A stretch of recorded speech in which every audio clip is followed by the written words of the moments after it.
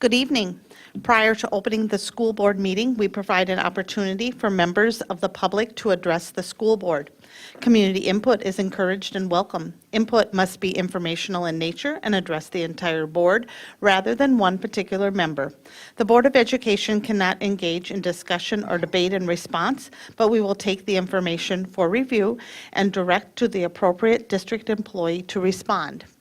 I'm glad to see we have so many smiling faces out there.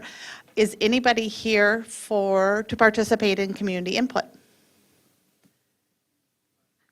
Please come forward, introduce yourself, and you can have 3 minutes at the microphone.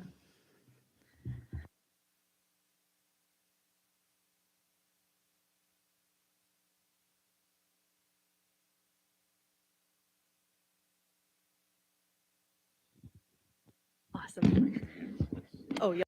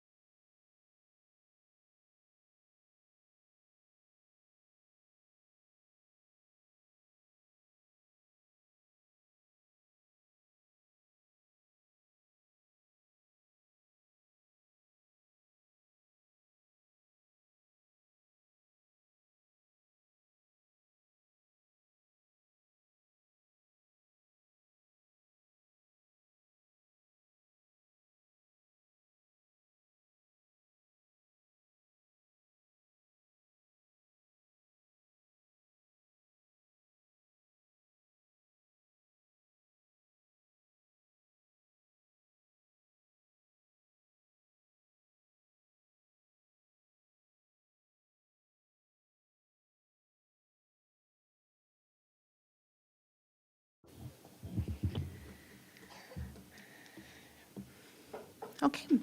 This meeting is being live streamed. The link and login information can be found on the district website. The meeting is also being recorded and will be made possible, as soon as it is possible, be put on the district website as well to be viewed. The meeting is now called to order. It is March 2nd, 2022, and the time is 6:50 p.m. Our mission is to provide a safe and caring climate and culture in which we engage, inspire, educate, prepare, and empower all learners in partnership with their surrounding community to be successful in today's and tomorrow's society. Les, can you please lead us in the Pledge of Allegiance?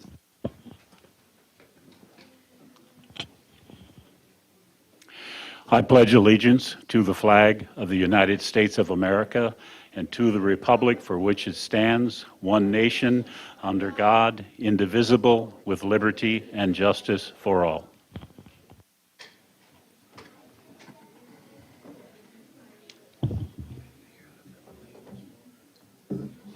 I don't.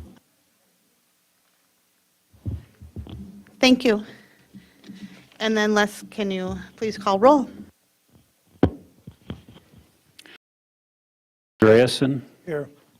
Al Dahlgren. Zach Dorholt. Les Green is here. Shannon Hawes. Here. Natalie Ringsmuth. Here.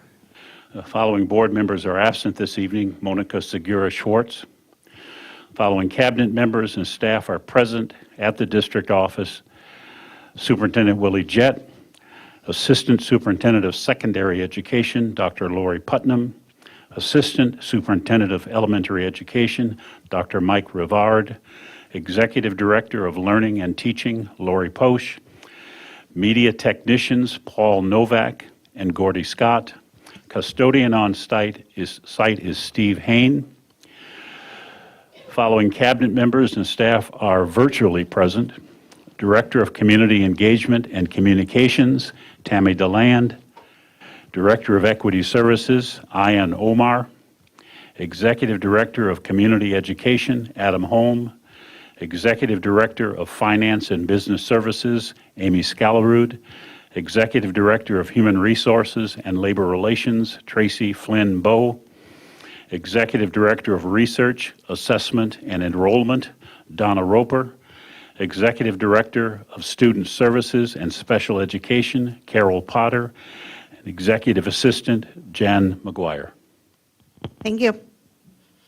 Next up, I'm looking for approval of tonight's board meeting agenda and work session agenda. So move. And do I have a second? Second. Okay, I have a motion by Scott and a second by Al. Les, can you please call roll? Natalie Ringsmuth.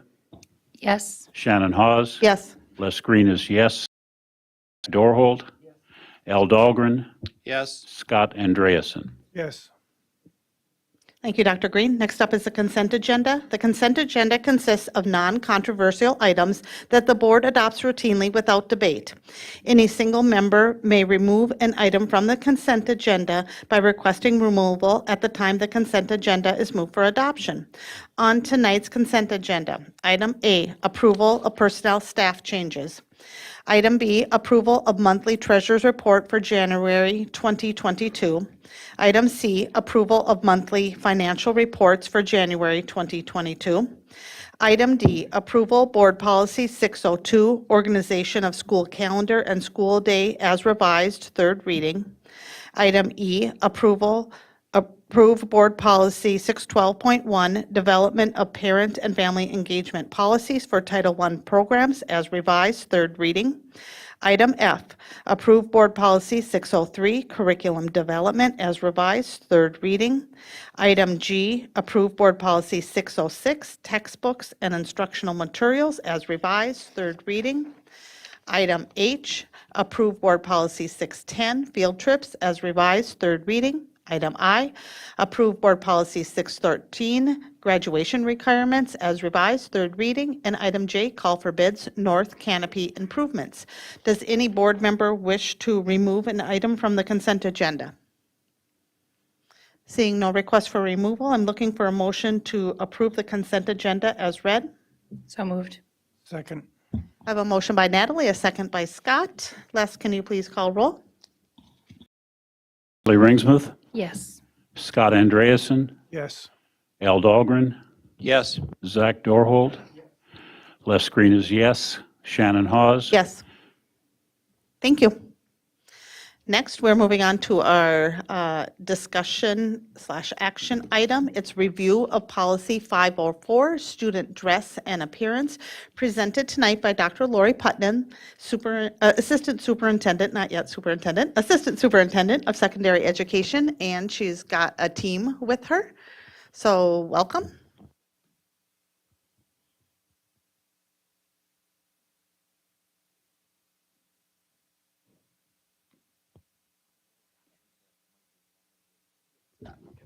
Why don't you switch?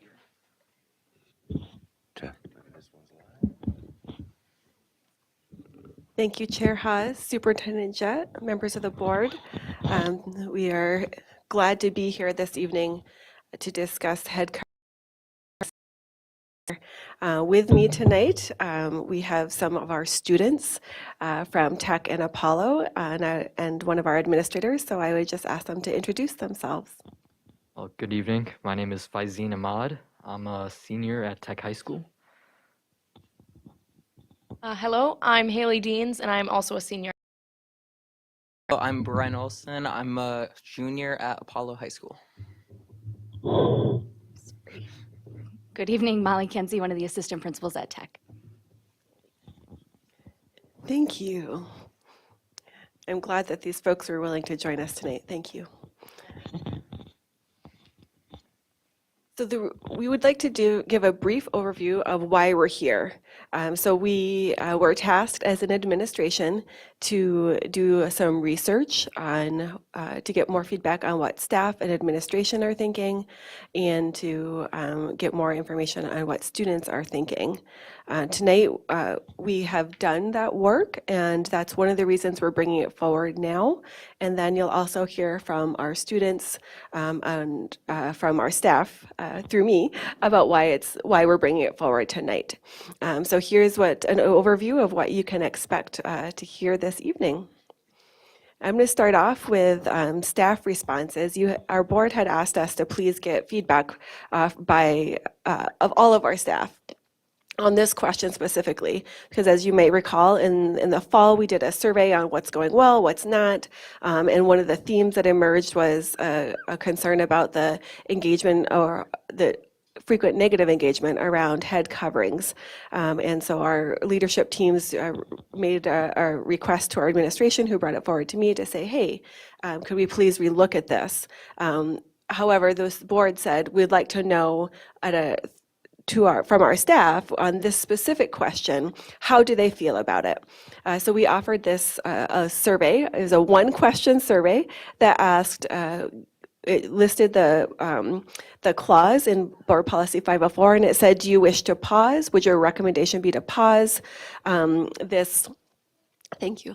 Would your recommendation be to pause this prohibition on head coverings for trimester 3, or would you prefer to keep it as is through the remainder of the year? And that speaks to the timeliness of why we're back again tonight.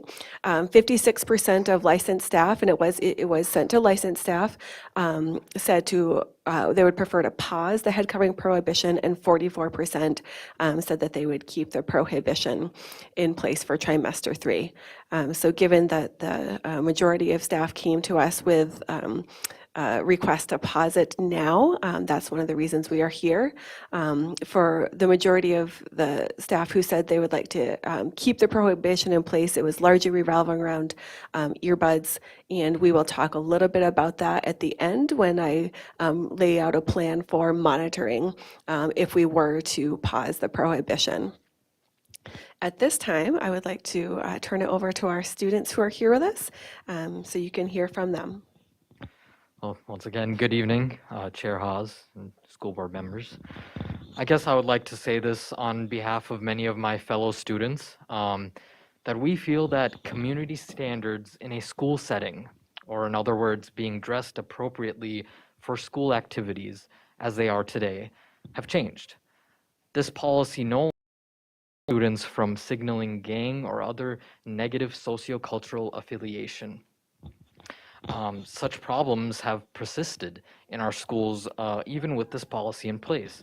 Whether it's in the form of bullying, fights, gang violence, it has all been persisting in our communities over the last, I've been in high school for 3-4 years now, and even dating back to my time in middle school. And, this has all been fueled by racial, cultural differences, or any of the other plethora of things for which students are bullied. So today, I and I believe many of my students feel that this policy, in part, serves to block students' self-expression and, more importantly, their ability to learn. And when I say ability to learn, I mean that many students feel that in an environment where they aren't able to express themselves and where what they feel like on that day, such that they feel most comfortable and able and willing to learn, it detracts from the learning experience. Next slide, please.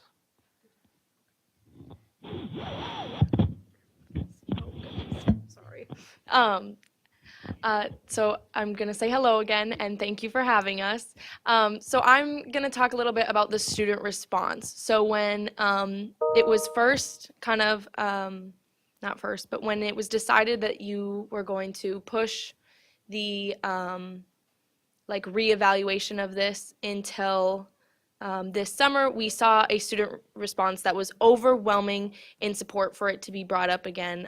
We had Apollo students that filled an auditorium and 76 signatures in protest to this.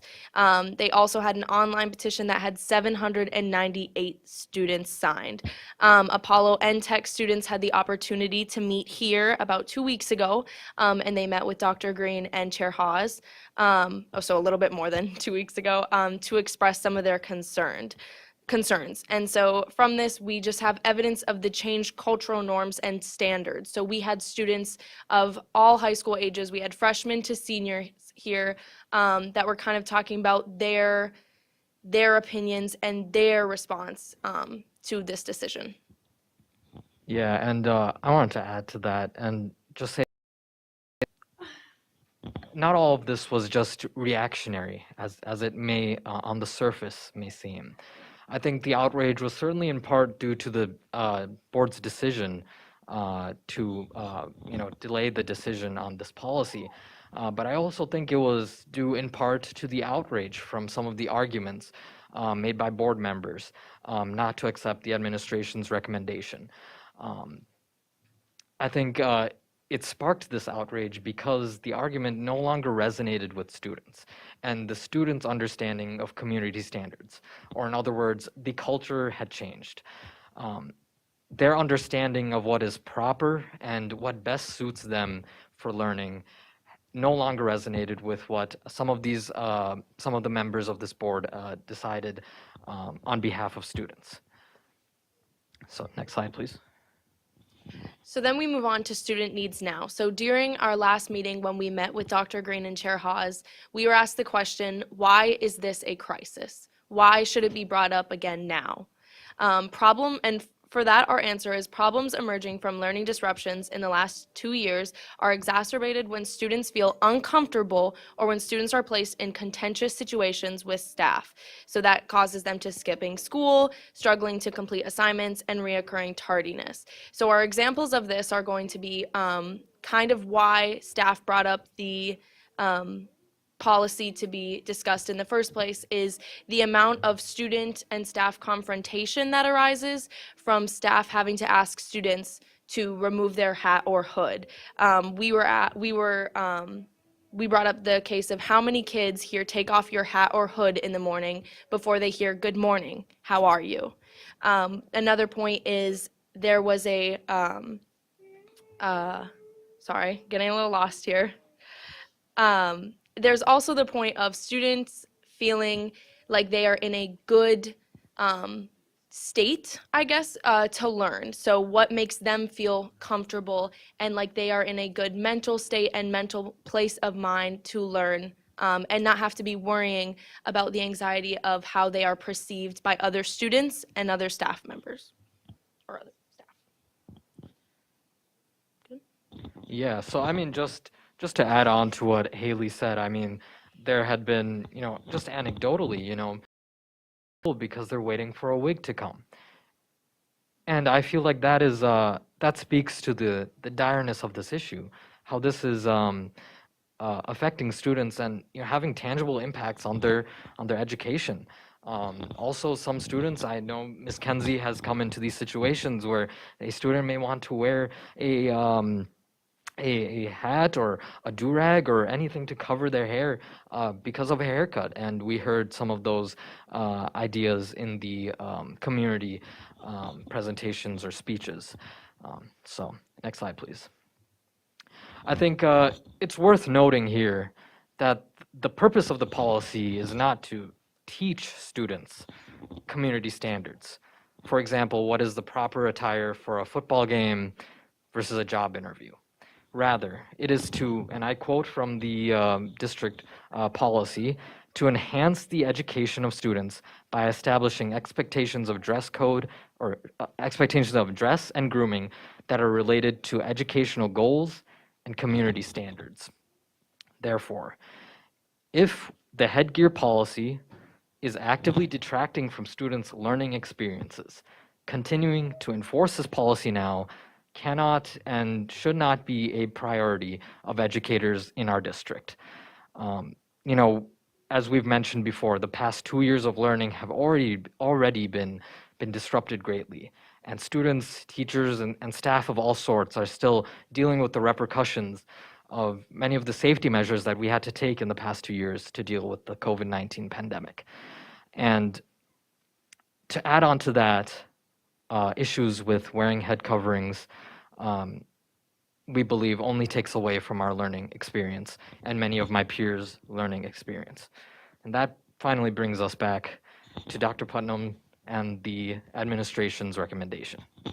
Thank you. Tonight, the administration is recommending a pause for trimester 3 on the prohibition for head coverings. If the board were to grant that request or that recommendation, we would monitor this policy or the effects of the policy as was requested by this board. We would do that through a variety of ways. We would gather data. We created a new office discipline referral or ODR code that's specific to headwear, so that if there were an issue such as if a student was wearing earbuds in class, which is I know one of the concerns expressed by a teacher, and the student didn't take them out, rather, and it was because of a head covering that people couldn't see, right, that it was directly tied to that line of sight. What could happen is that behavior code could be issued as noncompliance, which would make it very challenging to tie it. When we looked at data at the end of the trimester, it would make it very challenging to tie to the effects of this policy.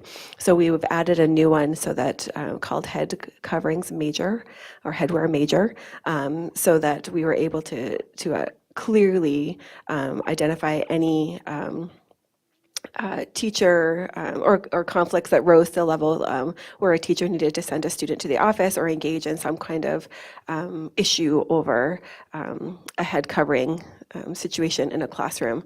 Would also be happy, though I think we could perhaps draw some correlation, possibly not causation, with some attendance. We heard from our students that their belief and understanding is that some students can either skip class, not come to school, so attendance, or be tardy because of the impacts of this policy. So we'd be happy to take a look at attendance over probably not during the pandemic, but in past years to look at any trends to see if there is that impact. And then we would be happy to gather feedback again through the same survey from staff, and then to gather feedback from our students. My suspicion is that as we stop drawing a line in the sand, this will cease to be as much. People will want to, I think Zach had said, put their toe across it far less We do not currently enforce this at McKinley for many of the reasons described by our students here. Our students at McKinley tend to be challenged in greater numbers, perhaps, or greater concentration by impacts to their learning or their home systems. So we have not enforced it there, and we do not have situations where teachers are writing students up because they can't, the students won't take their earbuds out or that there are learning engagement issues. It is not a struggle there. And so that is, it is in support of some of the arguments that were made here, and I believe in support of the majority of staff who are wishing for this to be paused. We are appreciative of your time, and we welcome any questions for any of these folks or for me. Okay, so I'm opening up for discussion. We can certainly discussion, whatever. Anybody want to jump in? Natalie? Chair Haas, I will move that we suspend this policy per the administration's recommendation for try-3 as Dr. Putnam laid out. And do I have a second on Natalie's motion? Okay, so I have a motion by Natalie and a second by Zach. I'd like to open it up if anybody would like to discuss. Dr. Green?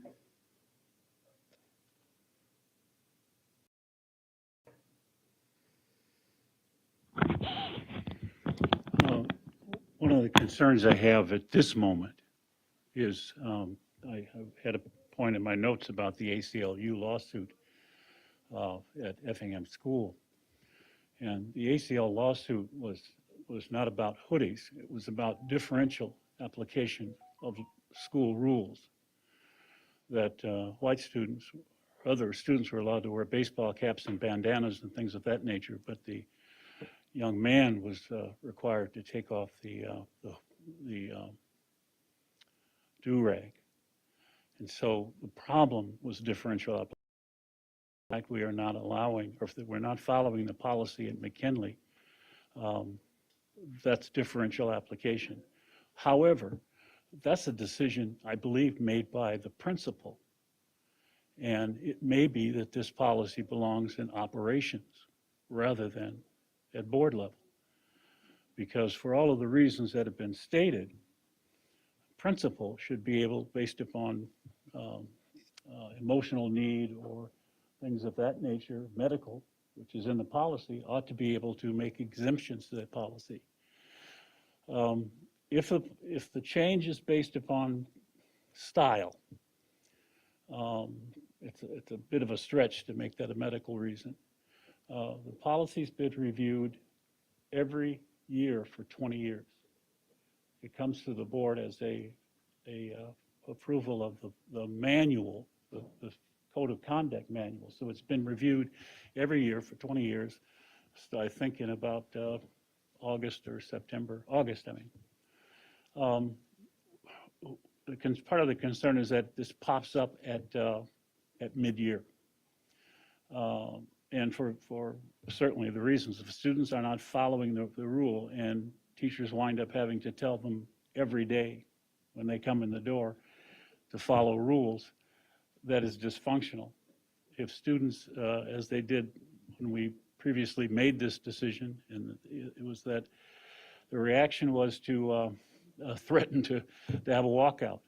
That disrupts, that created a crisis, controlled by students naturally, but it did create the crisis. There was not a crisis before that. The arguments are interesting, and I don't know if the community standard has changed yet because of that, and I don't know if the rule is causing students to skip school. I don't understand that, but in any event, I don't find, in my opinion, any reason to do anything but work with the administration and students and figure out what we need to do about this policy, where it fits, where it doesn't fit, and then rationally either change the policy or keep it.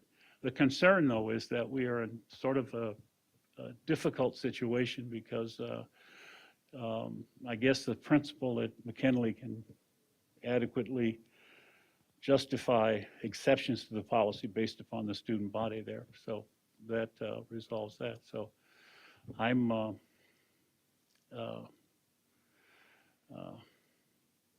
I guess there are parents who can decide what is appropriate for their children, and in terms of whether they should wear hoods and whatever and do-rags and things in school. But from my perspective, we have enough time, and I think the recommendation that I had originally made that which was in part of the motion was to suggest that the board study the issue for the remainder of the school year.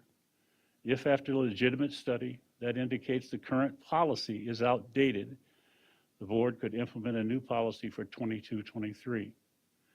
This seems more reasonable to me than what I would call testing the water, the depth of water with both feet when you don't know how to swim. Appreciate your being here. I hear what you're saying. Honestly, I really do hear what you're saying. I understand the desire of students to suggest to old people that the standard has changed, that hats indoors don't really mean what is not a community standard. I disagree with you on whether it's a community standard in terms of politeness and things of that nature. But and as they put them on in the room today, they're putting them back on. So I'll let it go at that. I find I'm going to vote against the motion, but hopefully that does not create another opportunity or another situation where students are going to walk out of school, because that will disrupt their education, and it may wind up having to have this thing on a agenda discussion and action item on the agenda every month. So I don't want to do that either. So I'm still where I was before in terms of the studying the policy till this summer, and implementation of a different kind of policy next school year. Anybody else want to jump in? Scott? You're talking about studying the policy. How are you going to go about doing that with or without the headgear? I mean, can it be done with the policy as is, and can it be done with a pause in the policy? And if so, how are you going to do it? Thank you.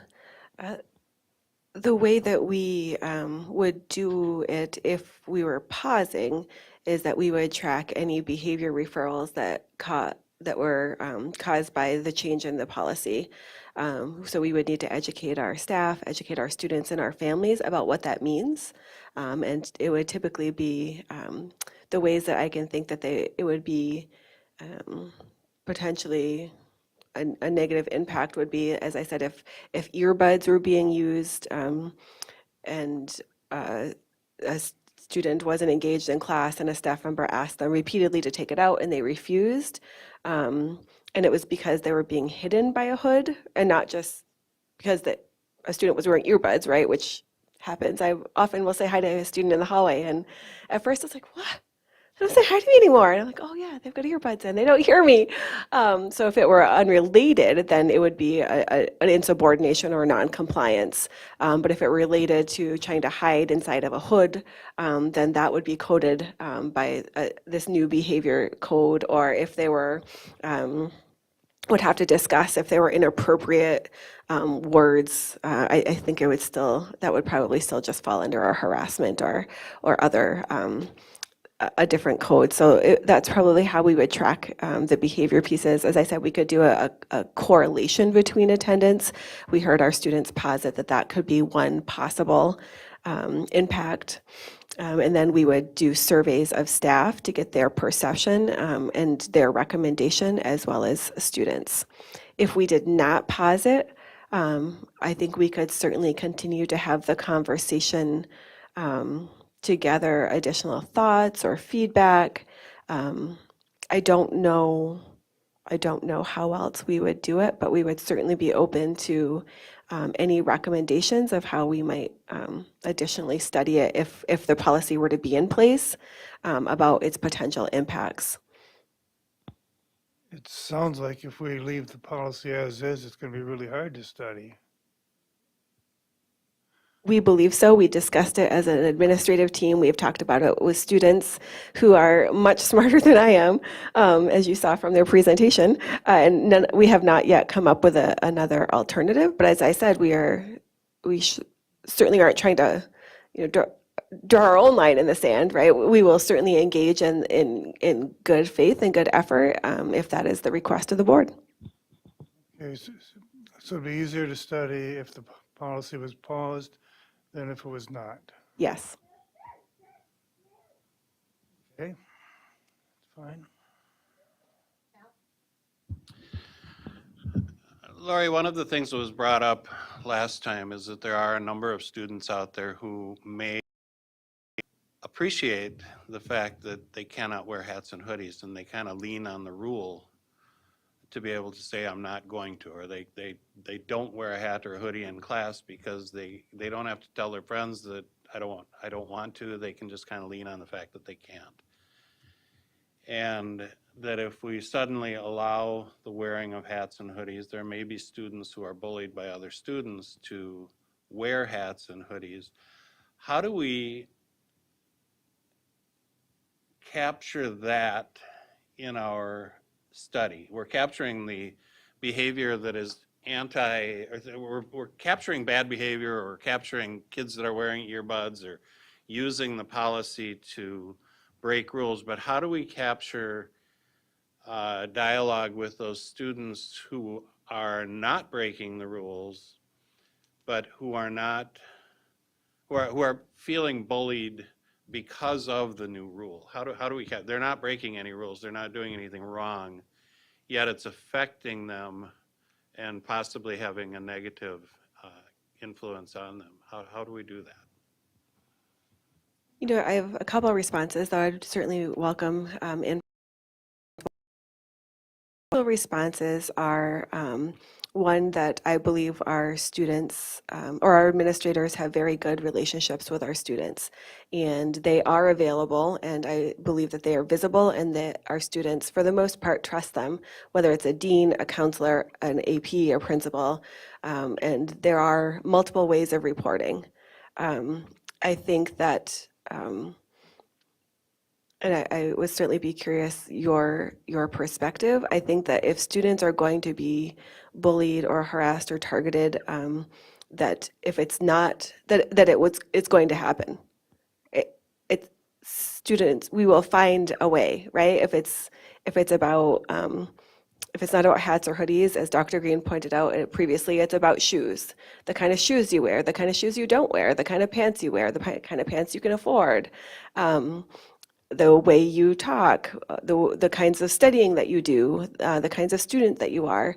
I think that in my experience working with humans, we will find differences. If that's the choice that we are going to make, we will find a difference. And so I don't think that students are going to be bullied or harassed or targeted by choosing not to wear any sort of head covering. I think that that students will find a way. If they want to target somebody, they will find a way.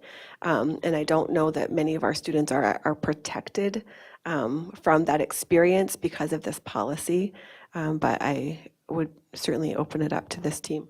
I would say, as a student, one of my big things that would answer this, if we do see that happening, I do agree that our administration Tech High School, what I would assume for Apollo as well, from what I know, does a very, very, very good job of making sure that each student has an adult, whether a teacher or kind of reiterating what Ms. Putnam said, that somebody that they can go to trust. And in case, because adults don't see everything, even though for a long time I was convinced you guys had eyes in the back of your head, then it goes to the students. I know we were told from a very young age, if you see something, speak up about it. And I think if, and I agree again, bullying is going to happen no matter how many rules are in place. And so if we are seeing that that is happening, it is to educate the students, whether it is a student saying, hey, that's not okay, or saying, hey, I saw that this student was bullying this other student for X, Y, and Z. So it's more about how can we educate our students that bullying is not right, no matter what it is bullying about. And so we cannot expect a policy to do the teaching for us.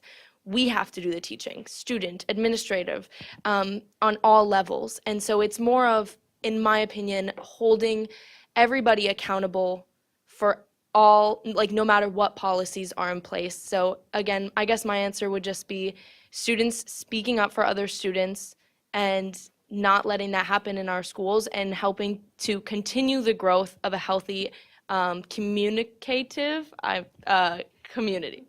There we go. Yeah, and I guess I can accept that. I think in some cases of the policy itself, just the change in the policy itself may be a little bit of a lightning rod towards a feeling of bullying, or people may feel that now that the policy has changed, in order to fit in, I need to do this. And it's not necessarily a student versus student bullying, but it's the application of the new policy that creates the situational bullying. So that'd be one question that I had. Another question that I have, Lori, is right now, from what I understand, and unless it's changed, we're discussing this policy change for 7 through 12 and not K through 6. Oh, 6 through 12 and not K through 5. So there would be no change to K through 5. Would it make sense to have no change to 7 and 8 also? And just do the trial basis in the high school age? The high school age kids are more mature. They're probably a really good indicator of what types of problems we could anticipate, and it isn't as much of a, it may not be as much of a risk.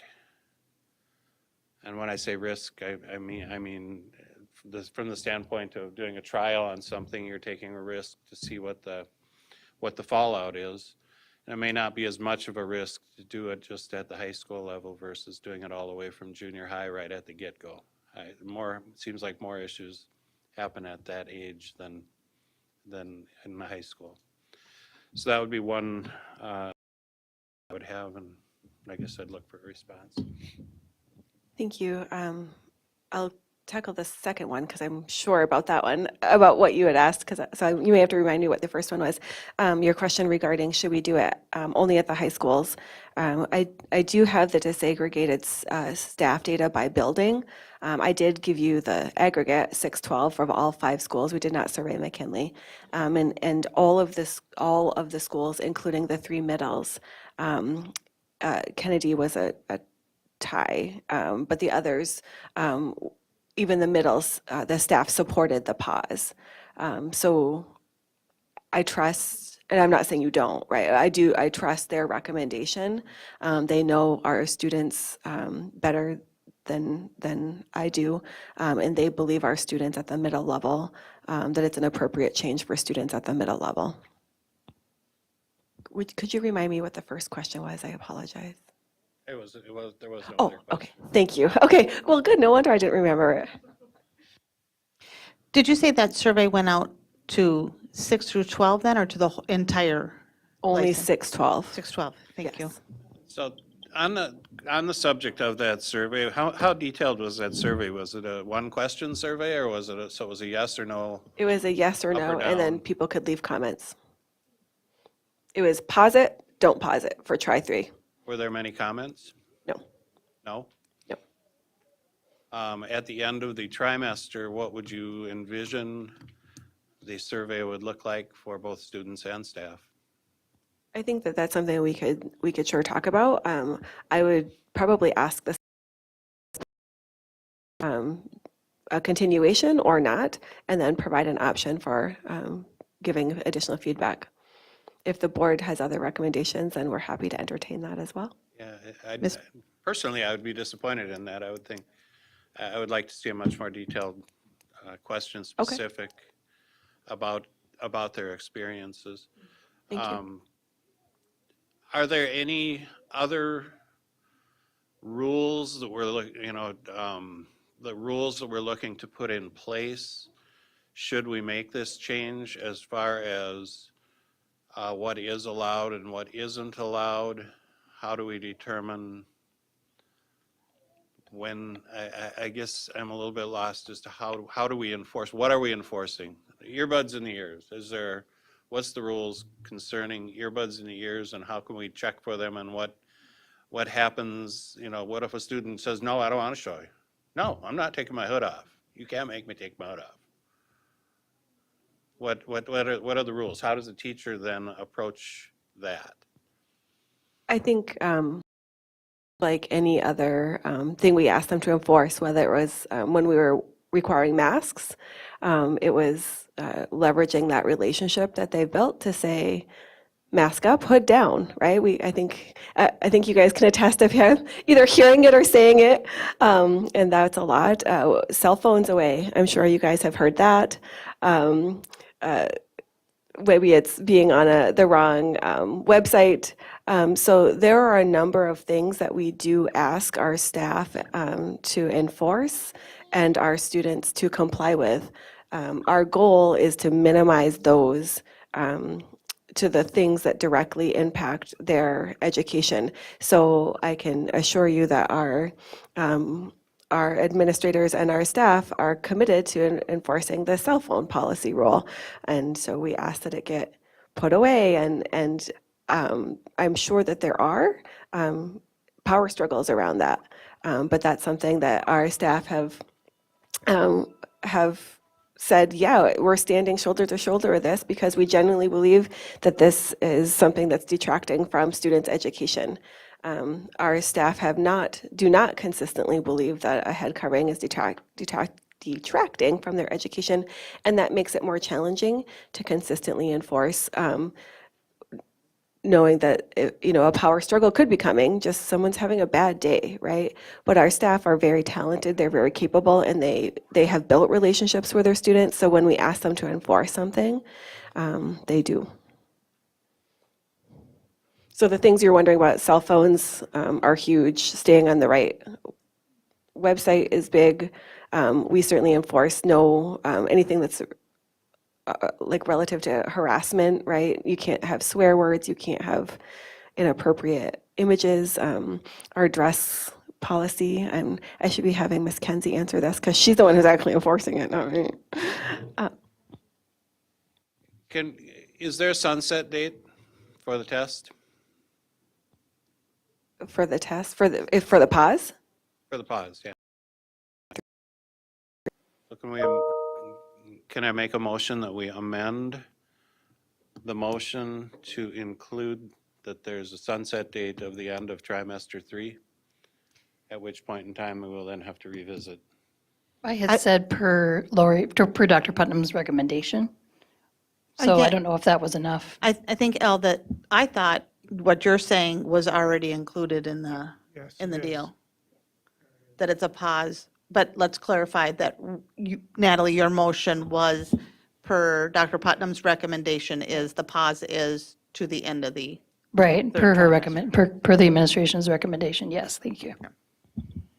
okay, we got, I'll withdraw my because, I'll yes, withdraw my amendment with the understanding that it is until the end of Yes. trimester 3, but after that, there are no changes made.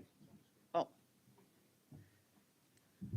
And we have to bring it back because it's part of our student handbooks. So those are due in June, that you guys will need to vote on those, so we'll have to have this conversation between the end of May and the end of June so that we have accurate handbooks that reflect our board policy. So we got a lot of people lined up here. I just want to chime in before I go. Dr. Green, Scott, and then to see before the end of the trimester that we engage the students while we have their attention, because I want to hear feedback from them, because they're going to know best. They're in the classrooms. I want feedback from the teachers as well. But I would like more in-depth questions. I think the one thing for me is engaged, and do they feel their peers were more or less engaged in the classroom? What's the difference? So good and bad. Anyway, Dr. Green? For the students, did I hear you correctly say that the hoodies and, I mean, the policy is a detriment to your education? Well, I think it's two factors that do take away from, at least in this moment, with the pandemic situation over the last 2 years. It is contributing to things that are taking away from our education, such as, skipping school, struggling to complete assignments, and recurring tardiness. And I say that from hearing from other students and also from my own experience, being in AP classes only, I have a limited view of what students and teachers go through. But I think meetings that I had with Ms. Kenzie and Mr. Harris, and just speaking with other students, there has been a struggle with not only getting to class but also completing assignments, and that has been made worse by hats and hoods. And to give more of a specific example, I've had a teacher talk about how it's class time that is being spent where teachers have to say, hey, can you please take off your hat? Can you please take off your hood? And so the idea there is that class time could be spent teaching. It could be spent doing the lesson and actually learning. So when we say that our learning is disrupted, it is because of class time that could be spent in an educative manner is now being spent with teachers having to go one-on-one with a student to converse with them about taking off their hat or hood. And for my experience is I have a lot of friends that aren't into AP classroom, and a lot of them are always like, why should I go to class if the class time is being devoted to get off your phone, take off your hood, please? And then they never comply. The class time is being wasted of them, so then they don't feel a need to go. But you're not suggesting, or are you, maybe I'm not hearing you, that this is going to improve students' education? Well, I guess that would hopefully be By the good. way, I'm just trying to do dialogue, believe me, I'm just. No, I understand. mean Yeah, that I feel like is implied in our presentation, that because these are happening due to the current policy, that pausing it, we believe, would have a positive impact, and that's the whole premise behind why the administration brought this forth. And I think that that's something that we could help measure in our staff and student surveys on class time devoted to. So before the policy was put on pause, how much class time would you say you had to spend asking a student to remove their hat and hood? And then obviously after, you couldn't ask the same question, but we could ask something that gets the point across. They're a good resource for what questions we should ask. I told you they're smarter than I am. Okay, we're going to go Scott, Natalie, then Zach.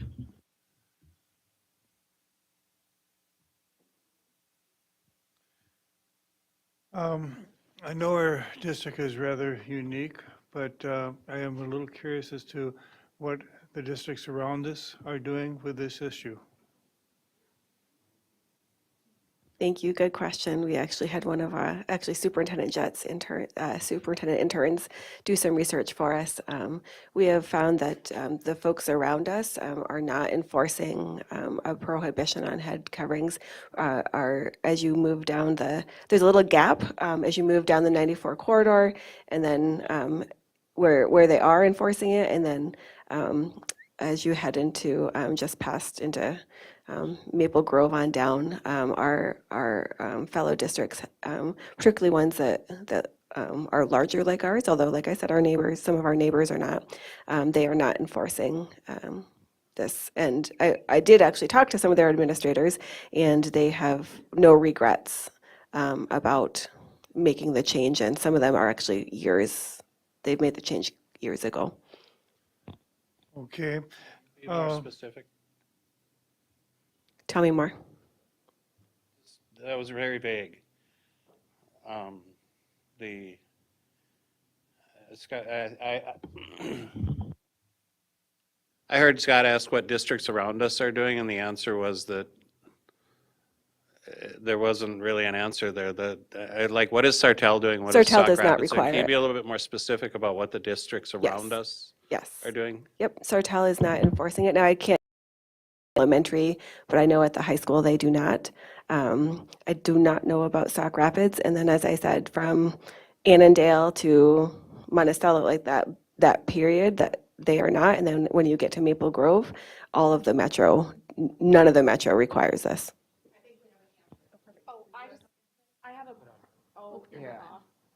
Okay.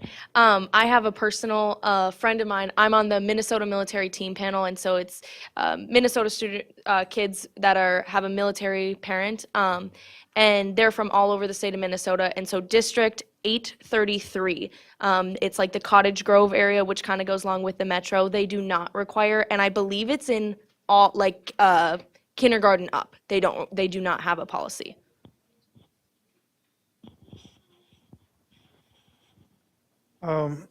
I've heard that sometimes the wearing of hats is being used as a reward, and that actually as a fundraiser where the students can pay money to be able to wear a hat. Is that so? Yeah, that has been a thing. It might be just like a normal hat. It might be something a little funky, but yeah, it has been a thing. Yes, But not as Apollo. It's typically, most frequently, actually in our junior highs, a reward day for $1 or like a PBIS incentive slip. So not everyone has the dollar, right? Students can have a celebratory wear a hat day, and that was actually one of the concerns from the administration is that, oh no, now some of our clubs, because it's all student led, right? Our students need to find a different way to generate those funds. But yes, you are correct. It does not happen often. It is a rare treat that it happens at our junior highs. Okay. I understand the cathedral, they're using Friday is a free day. You can wear a hat on Friday, but not the rest of the week. Is any feedback on that? We don't, no. We do not align ourselves with cathedral in many of our choices, and so neither here nor there. But no, we would not seek to look for that exemption. It's kind of like a casual Friday for an adult. It's a hat wearing Friday for them. We do have Spirit Day. If somebody wants a particular Friday, we typically will wear spirit wear on Friday. I think that's enough. Natalie, then Zach. This is the reason I became a teacher. This right here. I mean, when we get students involved in the things that matter to them, that's what education is about. I have written here, school is not about not breaking the rules, especially at high school. And seeing one of my kids' friends here, like this 11th and 10th graders that I have at Apollo, this is a big thing. They're like, Mom, how are you voting tonight? I mean, the students are watching what's happening here. And I wanted to know from each of the students, what's been your most important learning from this situation that you want us to know as board members? Bren has to start because he talked the least, and he's north side. Prepared for this. Okay. Ooh. I'm surprised you know my name, honestly. Eyes in the back of my head, right? Yeah. I know Quinn. Yes. I would say one of my biggest experiences is communion. I was like the second or third person up on stage at Apollo, and the amount of impact in that room was big. Everybody was cheering everyone on. It was probably the biggest communion moment I've ever felt in the ISD 742 community, and I felt like everybody agreed with it. We got tons of signatures for it online and in person. That's amazing. We don't do that often, and I think that's amazing to have a community to stand up for himself. Thank you, Bren. So I was a little late to the game getting into this. I'd heard about it from a few of my friends, like, oh, did you hear about like the hats and hood policy getting reviewed? And one of my close friends in one of my classes showed up wearing a hat one day, and I was like, are you gonna take that off? And he was like, you can wear hats in school now. And it was before the discussion had been moved. But I think there are very few things from the school board that I've heard about from students. So normally when we're hearing about a policy or my mom saying, oh, they changed the handbook, or it was my mom or a teacher maybe every once in a while. But this was the first time that I'd heard students talking about it. And then there was, oh, like, are you gonna go to the meeting? Like they're getting students together. And I was like, well, I'll go. And so there was just a lot of communication about it that had never been there before. I'd been at Tech for 4 years, and never once had there been talk about going to the school board to try and meet with them and try and change some minds. And so it was just the reaction, I guess, from students all over the place that were passionate about it. So yeah. Thank you. Yeah, I mean, I'll just echo what Haley mentioned.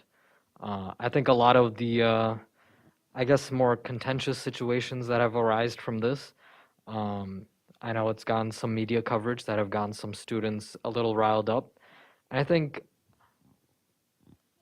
some of that could have been prevented if student voice was included in these discussions. And I think Mr. Harris, the principal, who was my principal when I was at South and now he's at Tech, he has been a great advocate for getting student voice in his decision making.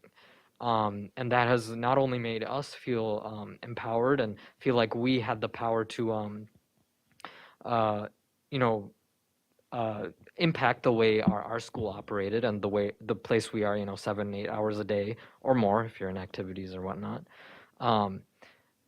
But it also, made us feel like our voice mattered in those discussions. And Mr. Harris has really been an important piece of that, and I just wanted to give thanks to Mr. Harris for that. So.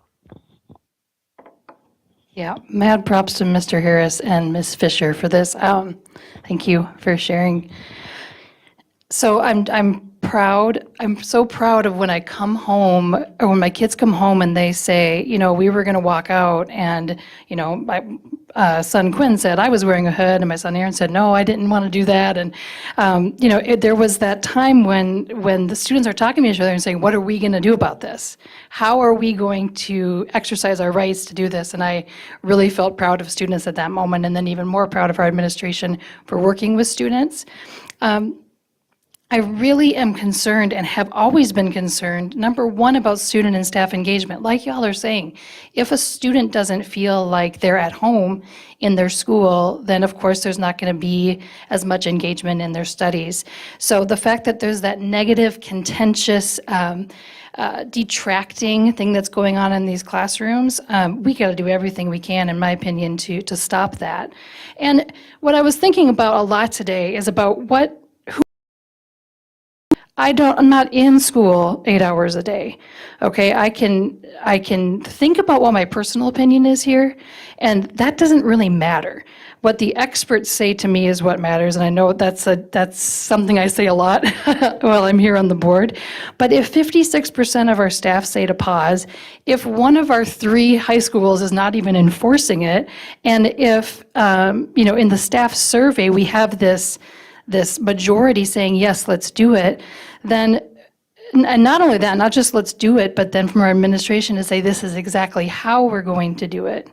It would be honestly one of the saddest days for me on the board if we then said, nope. After all of this work, after all of this engagement, and, so that's the last thing I want to say. Who are we as board members? And this is really, I think, a test for us. Do we trust our leaders? And do we live out like we trust our leaders? And do we really want student voice? Like we've said we wanted to a lot. Do we listen to that student voice? So thanks to everyone who was involved in this, and special thanks to y'all. Zach?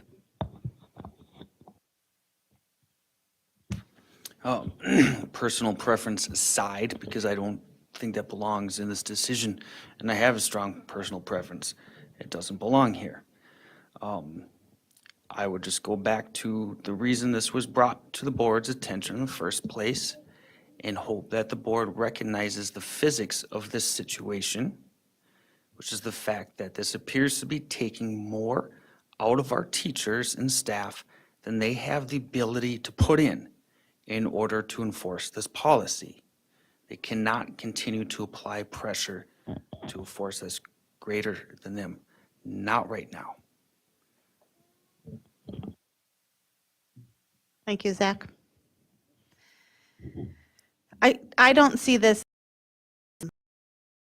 percent over here. I get why we have a teacher split of this, because I do see 2 sides of it, and that some people are going to gain a lot from this and some people are going to lose some from that. I do support the pause. I think it's a great time to learn from it. And to gain some insight from this. I just want to say thank you to everybody to making this a learning opportunity, and to being very respectful for differences, because we live in a world right now that we all need to learn how to respectfully come together when we disagree, and then respect the process and respect the outcome, even if it didn't go as we wanted it to. This is all about learning, and I know we've learned a lot, and at all levels, there was a lot to learn and to gain from this. So thank you, everybody who brought respect to the table for conversation. Mr. Jett? I really have nothing to add because I listened to you and Natalie so eloquently talk about this classroom here, because this was a classroom here. And if I was a news reporter, which they're not here, but I wish they were, they could see what actually happens. What I want to say, besides thank you to those 3 brilliant people sitting in front, just those 3 brilliant people sitting in front. I've been watching you for the last 9 years, so thank you for what you do. But the next thing I want to say, and the last thing I want to say, is this classroom here, as a board, thank you for allowing this classroom to take place, because you didn't have to. You didn't have to participate in it. You didn't have to share your thoughts and your opinions about it. But more importantly, you didn't have to give them the chance. You didn't have to listen to them. You could have stifled that. And the one thing that I've always been proud about being in this district is the ability to give that it's always about a kid. It's always about a student. And no matter what the views are, no matter what the vote is, you actually gave them a voice and provided for this classroom. So that's just Willie Jett, the superintendent, saying thank you to the board for that. Any further discussion? We ready to vote? Okay, Again, I think, what do we have, a motion by Natalie and a second by Scott, is that right? By Zach. Second by Zach. Last, will you please call roll? Oh, wait. That does not say 6 through 12, but that is what we're voting on, correct? Okay.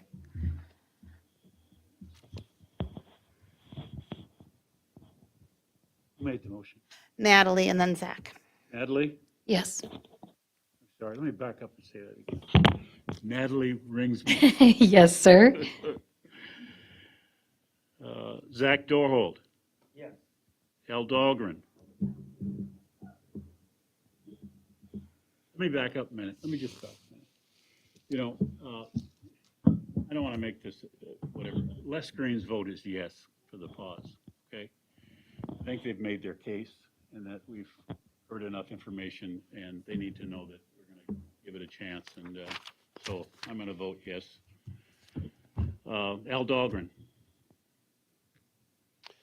I will vote yes also. Okay. Scott Andreasen?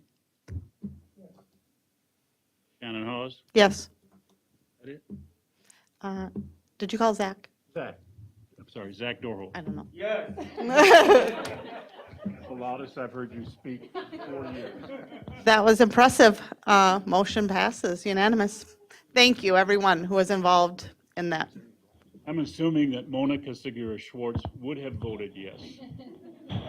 And one last thing, I have to apologize to the media because Jenny Berg is listening. And she just let me know. Sorry, Jenny. Hi, Jenny. Hi, Jenny.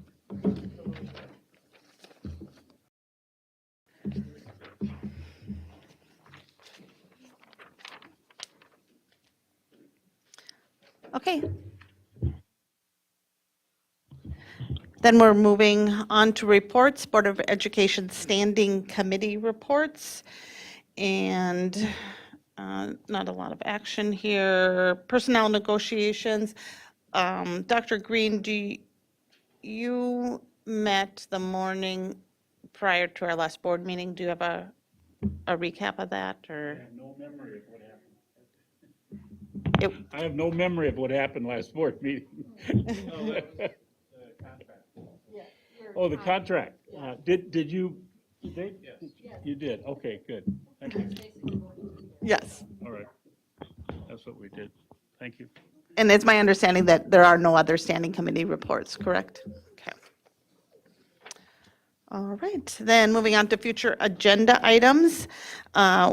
Our March regular board meeting topics will include community education and adult education update, equity service update, and achievement and integration plan, set the date for the District 742 retiree recognition, and appoint board members to award diplomas at Apollo High School and Tech High School commencements. And any board member who wishes to suggest a future agenda item, we will send that to Board Policy Development and Governance, and they will review the request and report back on their recommendations. Did any board members want to suggest a agenda topic for the committee to review? Yes. If you are appointing board members to award diplomas at Apollo and Tech High School, is there going to be any change this year in the way that we are handing out diplomas? It's always been 2 board members at Apollo and 2 board members at Tech, and I'm just questioning if that's different this year. And I don't mean to be sitting here because I've got to go grab somebody, but to answer your question, if the board decides to change it, yes, there would be a difference in terms of how we do it. And there's different ways of doing that, being that I've been in many different districts that do that. And so, Al, yes, there would be a different, so just say if, I can give you an example. There's 6 board members here, and you have 300 students graduating, that would be 50 apiece that everybody would be handing out. Or there's other places where it's 2 board members handing it out, but then the other 4 board members are the people that are going through a handshake line. There's numerous ways of doing that. So When will that decision be made? If we're going to be deciding at the next meeting who's going to be handing out diplomas, it would have to be made before the next meeting. That the administrative way of the operational way of doing it, no. We would need to understand who's going to be there so that we could design it accordingly. Okay. So can we just wrap that discussion in with that? I need the students. Okay. Thank you. You're welcome.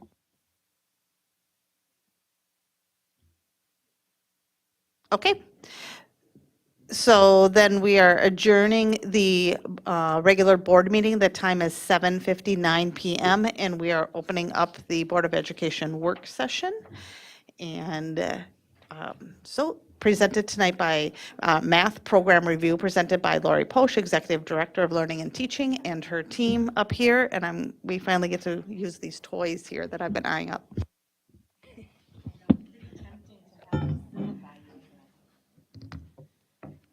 Got it?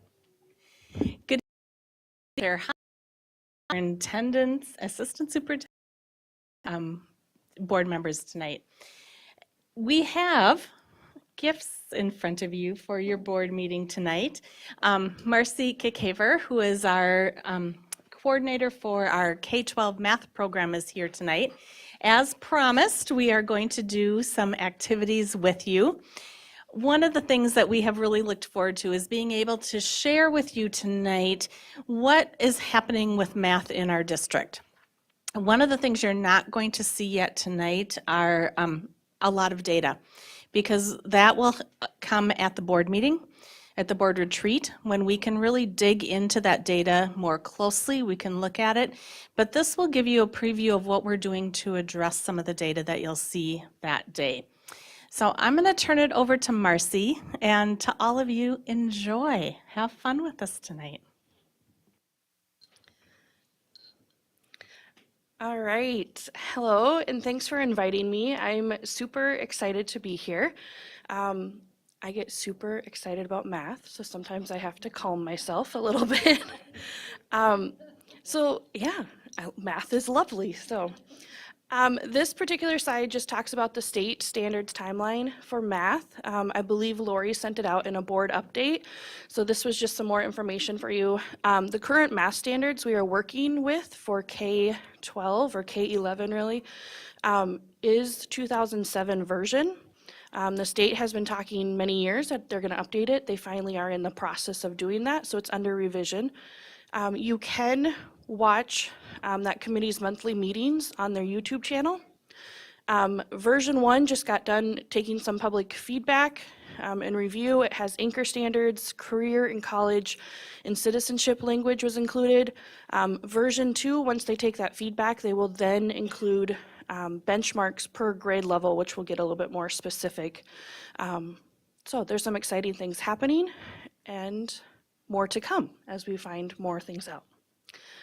So when I was thinking about presenting to the board and what I was going to talk about, I really want to talk about how learning math looks different in our so I want you to see, feel how math is different. So with that being said, I am not going to sit here. I actually like that Willie called this a classroom because we're going to be in a classroom. So I have a handy dandy mic that I get to walk around. So all the pictures that you see in the slideshow are our students and our classrooms. So hopefully as we go through this, please know that those are the students that we're talking about and how math does look different for them. So.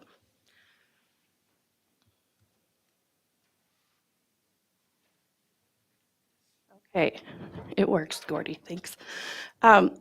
So for our teachers, we always do a content and language objective.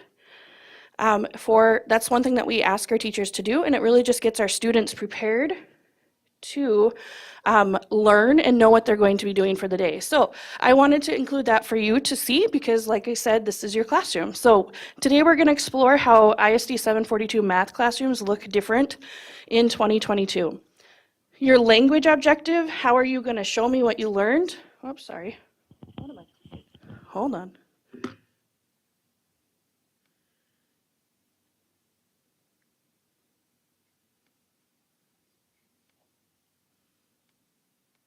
Gordy, I wrecked it.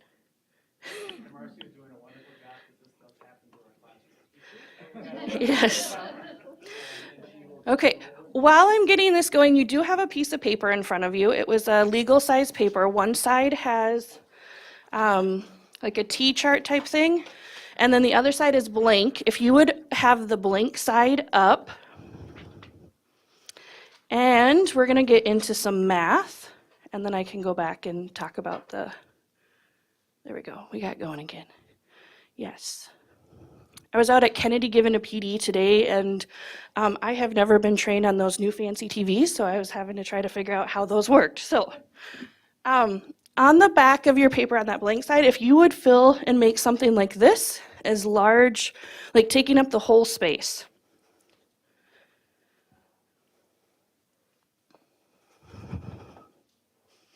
In the middle, you're going to write that. And I'm not going to say that, because that is what you're going to see. And now what I would like you to do is, in your 4 spaces that you just drew, I would like you to make that represent that 4 different ways, or at least 4 different ways. I am going to challenge you to use your bag of goodies, better known as math manipulatives, to show at least one way using those tools that you have in front of you. As you're working on that, the tools you have in front of you, these are the same bags that we sent home to our Distance Learning Academy students last year, so that they would have these to actually work with, and their teachers could teach and use the best that they could over distance learning.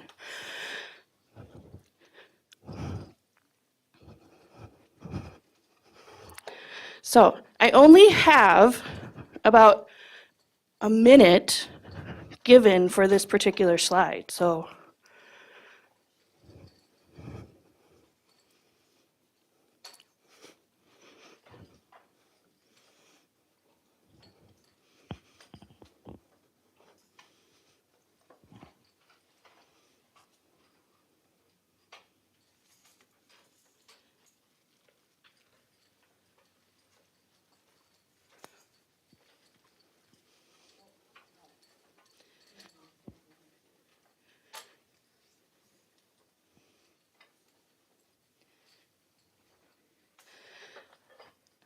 all right.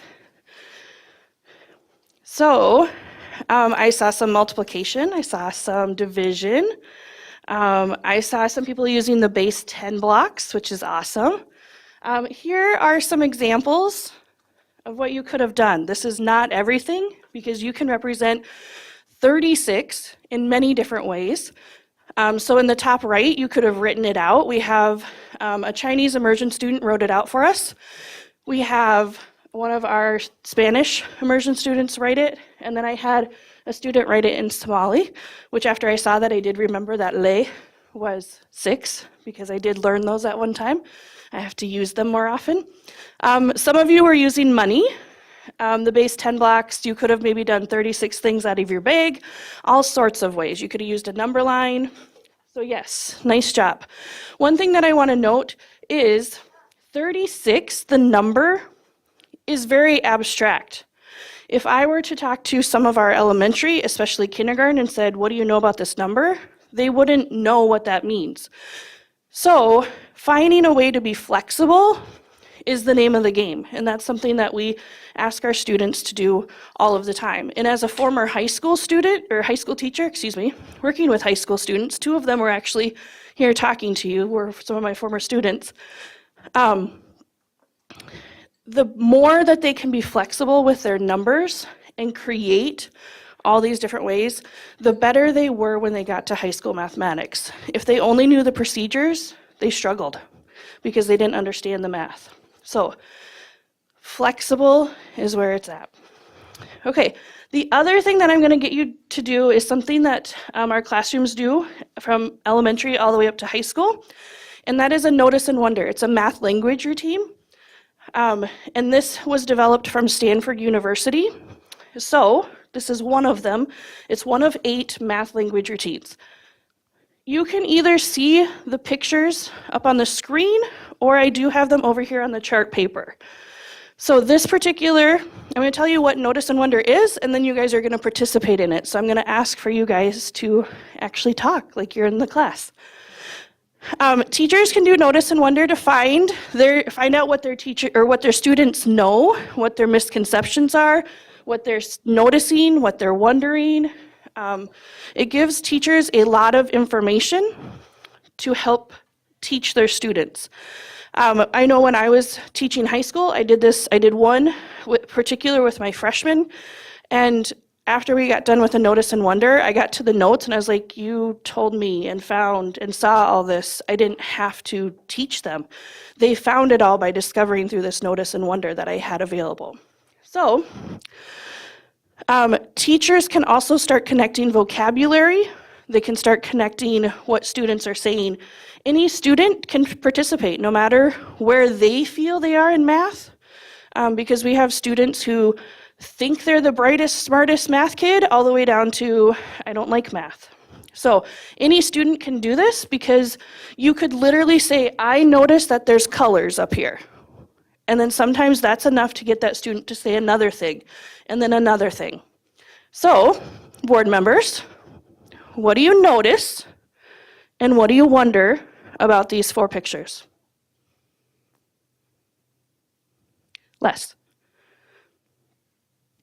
It's not, I wanted to know, at what point does the abstract, what age, the reason I'm asking the question, I was in Lori Kennedy trying to teach math to students, and I was in a 2nd and 3rd grade class, and I couldn't understand why they couldn't figure out what 44 and 44 was. Mm-hmm. There's a certain conceptual problem. Not a problem, it's just that they're not at an age yet where they could make 88 out of it. Right. So what point do those numbers, the abstract, in a child's brain become more functional than representation? You pose a good question that doesn't have an exact answer, because it depends on the student. And sometimes it depends on the problem that they're working on. So this is known as the CRA, which I'm going to talk a little bit more about. I think Heather Ebnett from Lincoln talked about it in her presentation. But this CRA, some people think of it as linear, that you should start here, go to representational, stop at abstract. But for some students, they maybe start at representational. If they understand that, then they'll go to abstract. In other cases, as the problems get harder, or when they get to algebra and there starts to become an X or a variable in there, then sometimes we have to go back to representational. So it varies. There are students in all of our grades that move in between these. And there's some students who in 1st grade, when they're adding, they can get to abstract. And then when they go to multiplication, they might have to go back here to then get over to the abstract thinking again. Natalie. I noticed that the concrete paper hurts my head. That's not the way I think. Like, I think representational and abstract, and exactly what you said. Like, what that concrete one made me do was count with my fingers. And I remember when I was in, I think, 3rd grade, I was counting with my fingers doing times tables, and I got reprimanded in front of the whole class. So it reminded me of that. But like, just the way brains work is really interesting, that I would say, yeah, that's exactly it, but I don't have any clue what to do with that. Yeah. I like that one, because I feel like it. We're so different, Shannon. Yeah, and this one wouldn't necessarily be on a piece of paper. I just have it up there because I had to tape these to it. But this is literally like what you were doing when you guys were making 36. Like, you were able to touch, feel, move, and that's what this is. What else do we notice? What else do we wonder? I was trying to find the patterns. Like, why is there 4 and then over there there's 6? So it hurt my brain too much to look at it. Anything else we notice and wonder?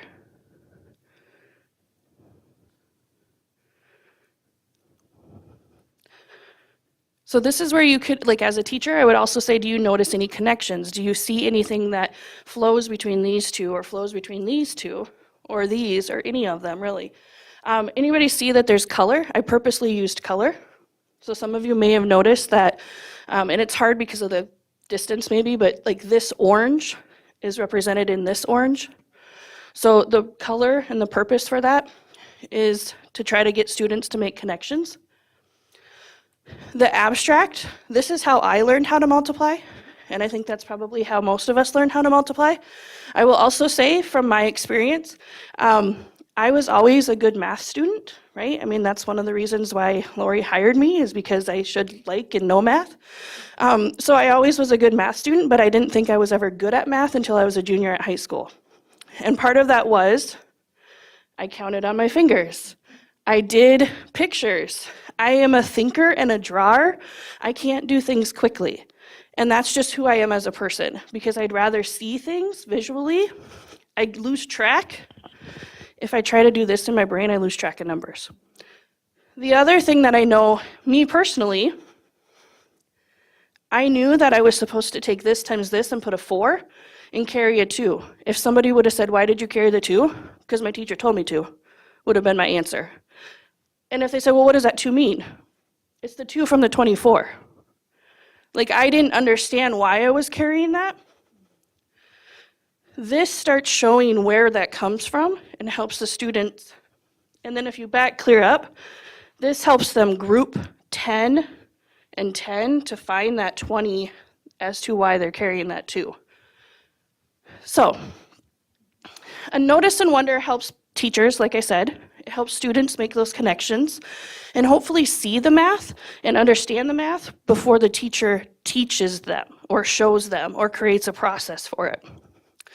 I will say my third grader, so I meant to mention this before and then my computer did its thing. I have been in the district since 2009. I was a math teacher at Tech High School from 2009 to 2018. I've had some of your kids in class. And then now I'm in this position, and I do have a third grader at Clearview, so I am District 742 proud. My son, as a third grader, was just multiplying like 24 times 5, and I showed him this way, only it wasn't as complicated because it didn't have all of this, and he could do it in his head, no problem. If I tried to do it this way, he's like, I don't know. Otherwise, he was trying to take like 24 plus 24 plus 24. So being flexible with numbers is huge for students. Okay, so that was the fun part, hopefully. We're also going to hear what our classrooms are doing. So, like I said, this is a CRA. We are doing this within, especially our elementary school, and I'll show you a slide in just a moment with that. But what it stands for is concrete, representational, and abstract. Gordy, I just can't stand in front of that one. Is that what you showed me? Okay.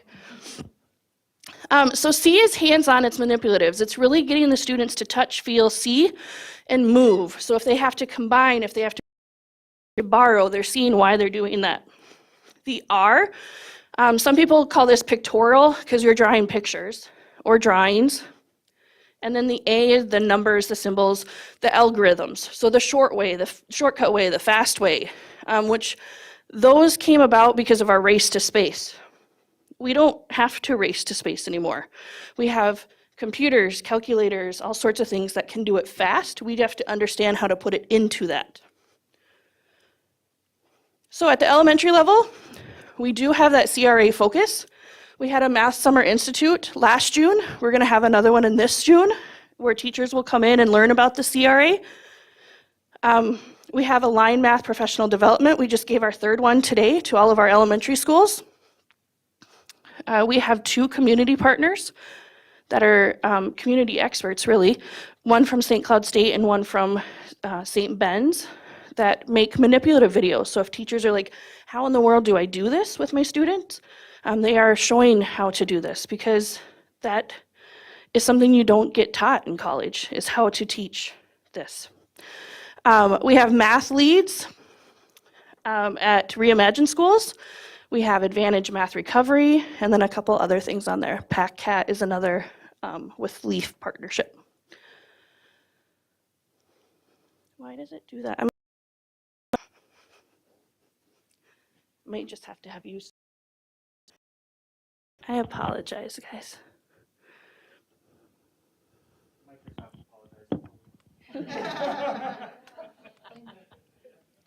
I'm the math person, not the technology person. Like, we're at least thankful for that, right? Because if Gordy was doing this, we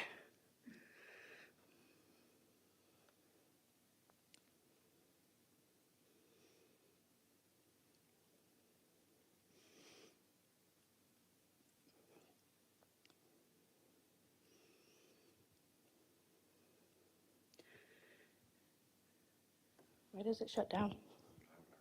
Okay. I do have a PDF of it. Will that work? Or I think I do. Maybe.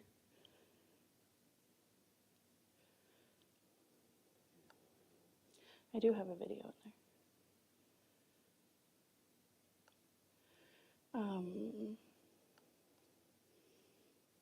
Should I pull it up in slides? And I can attest, it worked when she did it for us. Just gotta find the right one.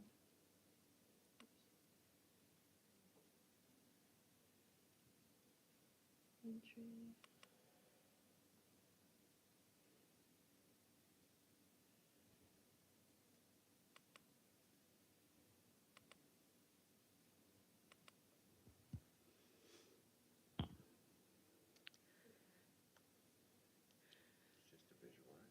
Yeah. I will say that our elementary schools spot, they have been working really hard on the CRA, and the teachers have really grabbed hold of it. There's teachers who are at the Summer Institute who, like, the way that they teach and the way that they understand what they're teaching, they will talk and say that it's amazing how much they understand the math even as adults now that they're teaching it with the CRA method. All right. Whew. Sure. Okay. What? CRA stands for concrete, representational, and abstract. So concrete is using like the manipulatives. Representational is a picture or a drawing, and then abstract's like the shortcut way or the algorithm way. Okay, you can click it. You can actually click one more time. Elementary is currently going in a curriculum review process. This was supposed to be starting next year, but we had to go a little bit early, so this timeline talks about that. So in October, we were notified by My Math McGraw-Hill, told us that it is being discontinued as of June 2022. So we will no longer be able to get student workbooks, and we will not have online access. So in November, Laura Stebner and I met with the elementary building BCRs, and they recommended to move to a different copyright of My Math because the teachers felt like it looked very, very similar in nature for the most part for next school year, and to accelerate the curriculum review process. So in January and December, we developed criteria for reviewing resources. There's a lot of math curriculum out there, so we wanted to make sure that we found the best of the best for our kids. So we developed criteria that works for our district. For example, we thought about the Spanish immersion, we thought about Chinese immersion, we thought about all of our students and so on. We identified viable options, and then in February, we had 2 sessions and an optional Google Meet if they couldn't make the session, or Google form, where teachers could provide feedback based off of what they liked, didn't like, what they wanted changed, what they wanted to see, and so on with the new curriculum. And then we had a curriculum review. We had 6 resources come in and present their curriculum to us, to a large group. And that group consisted of academic coaches, principals, math leads, a couple 3 community partners, our equity director, our EL director. We had quite a few people in the room. Go ahead. Click. And then in March, we'll take the rubrics that those people filled out and take them to BCR, and they will make the final selection as to what will be piloted for next school year. Once we pilot, then that we'll have those teachers make a recommendation on what they noticed with their curriculums and make a decision next year about building content rep. So it's teachers from the building that represent them. At the secondary level, they have been busy also, so we've provided professional development based off of those math language routines. So Graham Litterst and I have done like the Notice and Wonder, Stronger and Clearer. We have another one coming up the end of March. We've talked about student engagement, student discourse, so that get that student talking in the class. So when you were providing answers to the notice or I notice, I wonder, let's get the student voice in there and what do they know, because let's empower them. They have PLTs that are cross-district, so Tech and Apollo teachers work together and South and North teachers work together. And then with some of what you guys know about, so we do have acceleration process for 1 and 2 year math that we look at our 5th grade to see if they can be accelerated.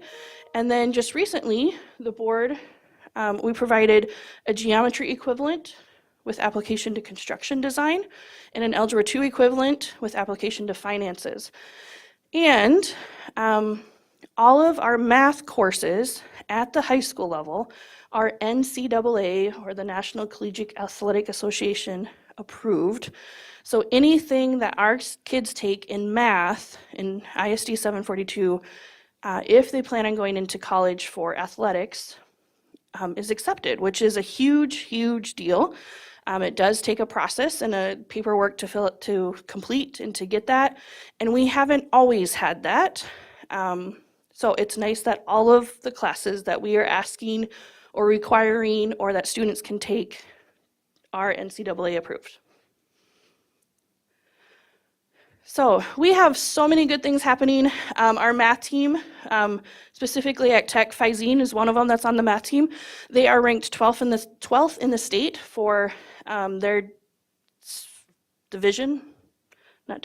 class, that's what I'm trying to say, for their class. So they're heading back to the state tournament in March.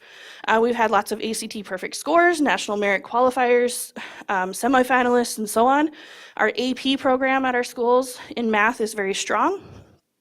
And then we have those community partnerships with LEAF, like with the PAC-CAT. I have been out to, oh my gosh, I just drew a blank. Thank you, Promise Neighborhood, and talk to them about how they can help their students when it comes to math. I am going to Kids Stop and talking to their staff about doing some of these CRA things and what questions can they ask to help their kids that come from us but go to them in the afternoon. I will be doing that in March and kind of training their staff. So we have a lot of community partnerships that I am proud to say that we have. And then, Gordy, if you want to hit it one more time, I reached out to a couple of my former students, and Trin Tran was actually, she grew up in Vietnam. She came to us and she was EL her first year, and then she exited the EL program. And she talked specifically about math team when I asked her, will you give me a little update about how your ISD 742 math was for you? And she was so proud to say that, well, you can read it on the screen.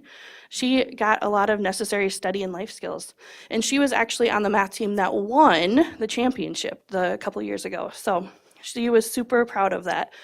And then Taylor Tarali, I had 3 of the girls from there, and then there's one currently in 8th grade. And I also got a letter from the parents, and they are so proud of our district too. So, okay. And then we'll see if this works. We might have to go to YouTube to do it.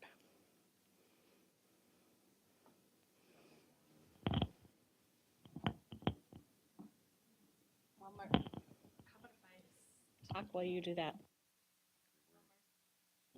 While Marcy gets this set up, what you're going to see are our elementary principals. And we had a principal meeting with them and wanted to check in on what they were seeing with CRA in their buildings.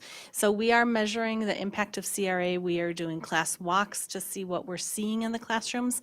But our principals started talking, and they knew that this was being recorded for a principal who couldn't be there. But they didn't know that after we listened to it, we were going to use it here, because we were blown away with some of the things that they said. So we wanted you to be able to hear what our principals were saying unscripted. This is just their conversations together.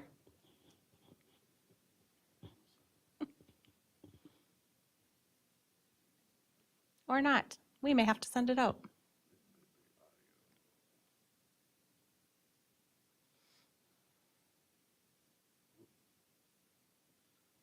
When our technician can't get it to go. Is it Apple TV 1? Yeah. It was exciting. As we all know, it's great to get new resources, but even better when in collaborative planning, they're talking about how to use them. and put them into kids' hands and make it fun and make it hands-on and really have students get to understand the why behind the math concepts and a lot of energy around it, which is always exciting. There's so many things.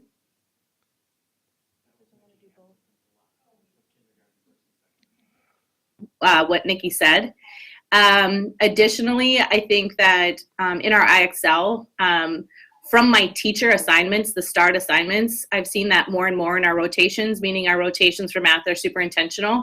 And we've said for a really long time, and again, I'm going to build on what Nikki said, that we've had a love of reading, or we've built in concepts of really amping up a love of reading. But I feel like this year, I'm hearing kids giggling during math. I was in a 5-station math rotation with a teacher yesterday, and the kids were giggling, having fun, working together. It was definitely a love of math. So we too have spent some significant budget dollars on manipulatives.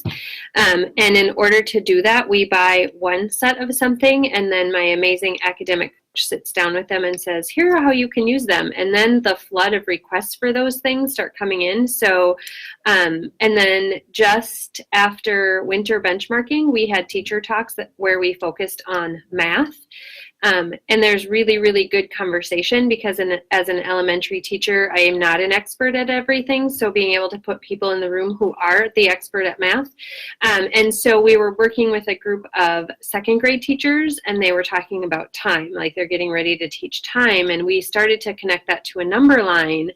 And then we ended up buying clocks where the numbers come off and make a number line. So I think just the collaboration that we've been able to do, and I hear teachers with a growth, or they're really shifting to a growth mindset for themselves to be able to say, I tried it, you asked me to try it, and I tried it, and gee, gosh golly, it actually worked.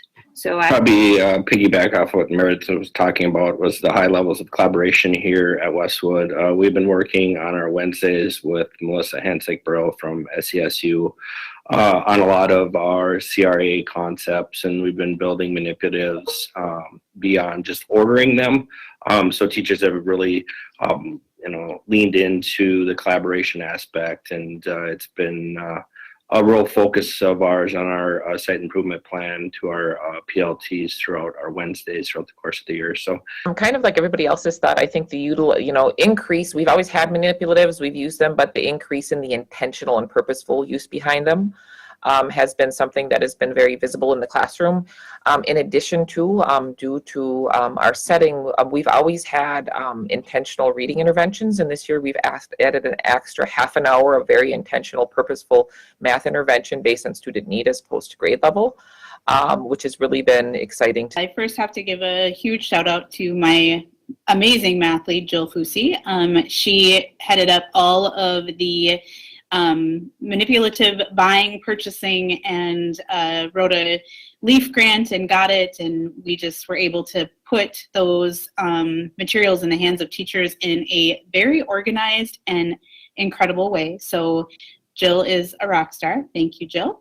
The other thing that I see is, yes, teachers using them, but I also see us planning around them, and also just using the strategies in their classrooms with fidelity, I think, is the biggest thing. I just see in every third grade classroom, the core is looking the same.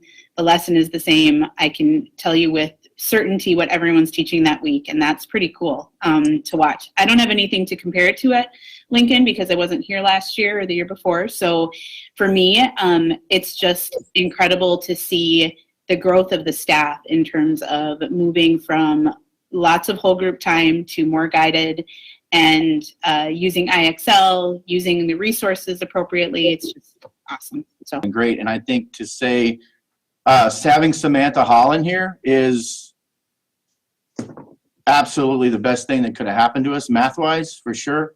And having her lead that and creating relationships with teachers so that teachers can trust has been a big deal. Listening to my fourth grade teachers coming in excited about, oh my God, it's working, is fun to watch. But obviously, the first thing is to build that PLCs and work. So a couple of things at Oak Hill. So one of them is we now have math intervention, which is something we have not had, in at least in the recent future or recent past, not future. And then also just the collaboration with classroom teachers and planning for how they're using their manipulatives. And people are using manipulatives and they're using them with purpose in their planning. So that kind of goes with that collaboration piece. Thanks, everybody.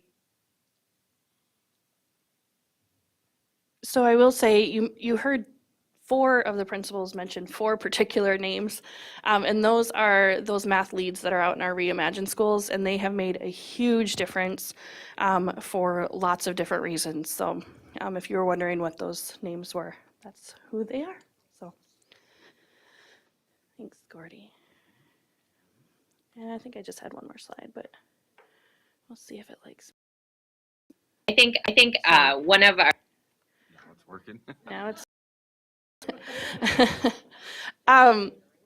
so remember our learning, our language objective, excuse me, was to make those connections. So hopefully as you to touch and feel and do the notice and wonder and think about what we're doing out in our classrooms, hopefully you can make some of those connections to how our students are learning differently, how our teachers are teaching differently, how that CRA is coming in, that math best practice, and then how even student talking. So you'll notice in a couple of these, here's actually a picture of Faizine again. Look at him, he's a famous guy tonight. But this is a notice and wonder that is at our high school level. So they stand up and they talk. So I almost made you guys stand up and talk. I maybe should have because it was a long night. So, but yeah, thank you for having me. I would love to talk math.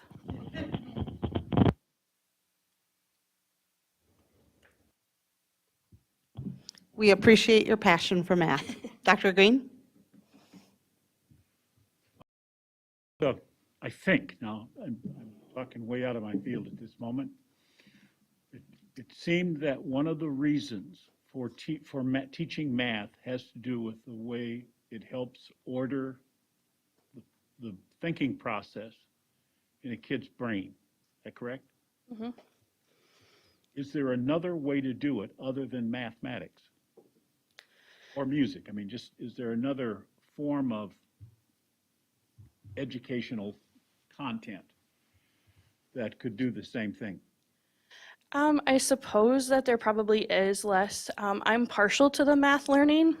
Well, let me make sure that let me back up. Okay. This is much earlier than I'm talking about. The concept I'm talking about is if a student reaches a level where they understand completely consumer math, Mm-hmm. understand, what happens when you use a credit card, how to run a budget, all the things that help them manage their family lives. Beyond that, the algebra, trigonometry, quantum physics, calculus, all that kind of stuff, the value of that, I'm asking what the value of that is, Mm-hmm. and if that value can be gleaned somewhere else or gotten somewhere else other than to have kids going into algebra and trigonometry and calculus and voodoo. Voodoo. Well, when I taught algebra, students all the time ask me, why do we need to learn this? And I will tell you that there is a national ask about that right now. And if you look at those anchor standards that our state is looking at right now, you will notice that that isn't as much of the focus anymore. They want our students to be able to reason and understand the math and be able to explain why they're doing what they're doing. I also know looking at data is important. So that data analysis is kind of becoming the turning point because not all of our students are going to be engineers. And that's really what Algebra 2 starts taking you down the path of. So that is something that's changing nationwide, honestly, and something that has been talked about for several years now. Joe Bowler is a huge math name in the math world. And she's from Stanford University, and she has been saying that for quite a few years. Like, let's look at math differently. Do we need to all be engineers, or how do we teach what we need? And I would say that as adults, we need to be able to understand the math and be able to explain it. And that's one thing I love to be a teacher, because I could finally, like I said up there, I didn't understand why I was carrying that too until I became a teacher. Then I could explain it. So that understanding is what some of those higher level courses help you see. I was in your classroom right now. Mm-hmm. I would, and you asked me what that representational thing meant, I wouldn't have the slightest idea. I've been looking at it, trying to figure out what it means, and it doesn't make sense to me. Right. And sorry. But just the other point of it is that one of the things that I hated with a passion, was word problems. You know, if Johnny has 4 apples and so on, those seem to be the real important kind of, how do I figure this out questions that sort of gets a person's brain capable of looking at things around them and making decisions about what they all mean, and then trying to pull it together. So, but now please go ahead. So I think if you went to our high school and probably even our middle school, and you showed them that representational, I think you would have a hard time having students say, yep, I did that before. It hasn't been done consistently across the nation, let alone in our district. That is something, because I'm now K-12, I have talked to all grade levels on how important that is, even like starting at the 3rd grade level, to show something like that, because it comes up in 3rd grade, 4th grade. Like, you can use that in 3rd, 4th, 5th, middle school. You even use a thing like that in biology class when you do Punnett squares. In algebra, instead of 30 and 6, you can put X in there. So instead of foiling, as we probably learned it, you learn what some people call the box method or the area method. And it's a way that students can really wrap their head around why X times X is X squared versus 2X. So Les, I'm with you on, if I was in school and somebody showed me that, I'd be like, why in the world are you doing it that way? Because do it that other way. But I can tell you from the experience that I have in the classroom, some of our students can do marvelous things in their head. I am not one of those, because I lose track of numbers. But doing it, they do it marvelously in their head, sometimes that representational, because they take 20 times 30 to get that 600, which is a big lump. And they can hold that easier than 4 times 6 is a 4, and then I carry a 2, and then I do this. One of the things that I think helped me, and I didn't find it out until I got to college, was base number systems. That, it's 1, 2, 3, 4, 1, 0. That instead of, our numbers only go to 9 actually, and then it's 1, 0. Right, then it starts over at 0. Yep. I was in a class in college where we had different base number systems, got all the way down to in trying to do long division or multiplication with a computer-based system, which is 1 and then 0. The problems got to be massive in terms of writing it on a piece of paper or board. But that helped me understand our numbering system, and that it one of the things I learned finally in college was that our number system is infinite. Yes. Because no matter what number you get to, you can always add 1 to it.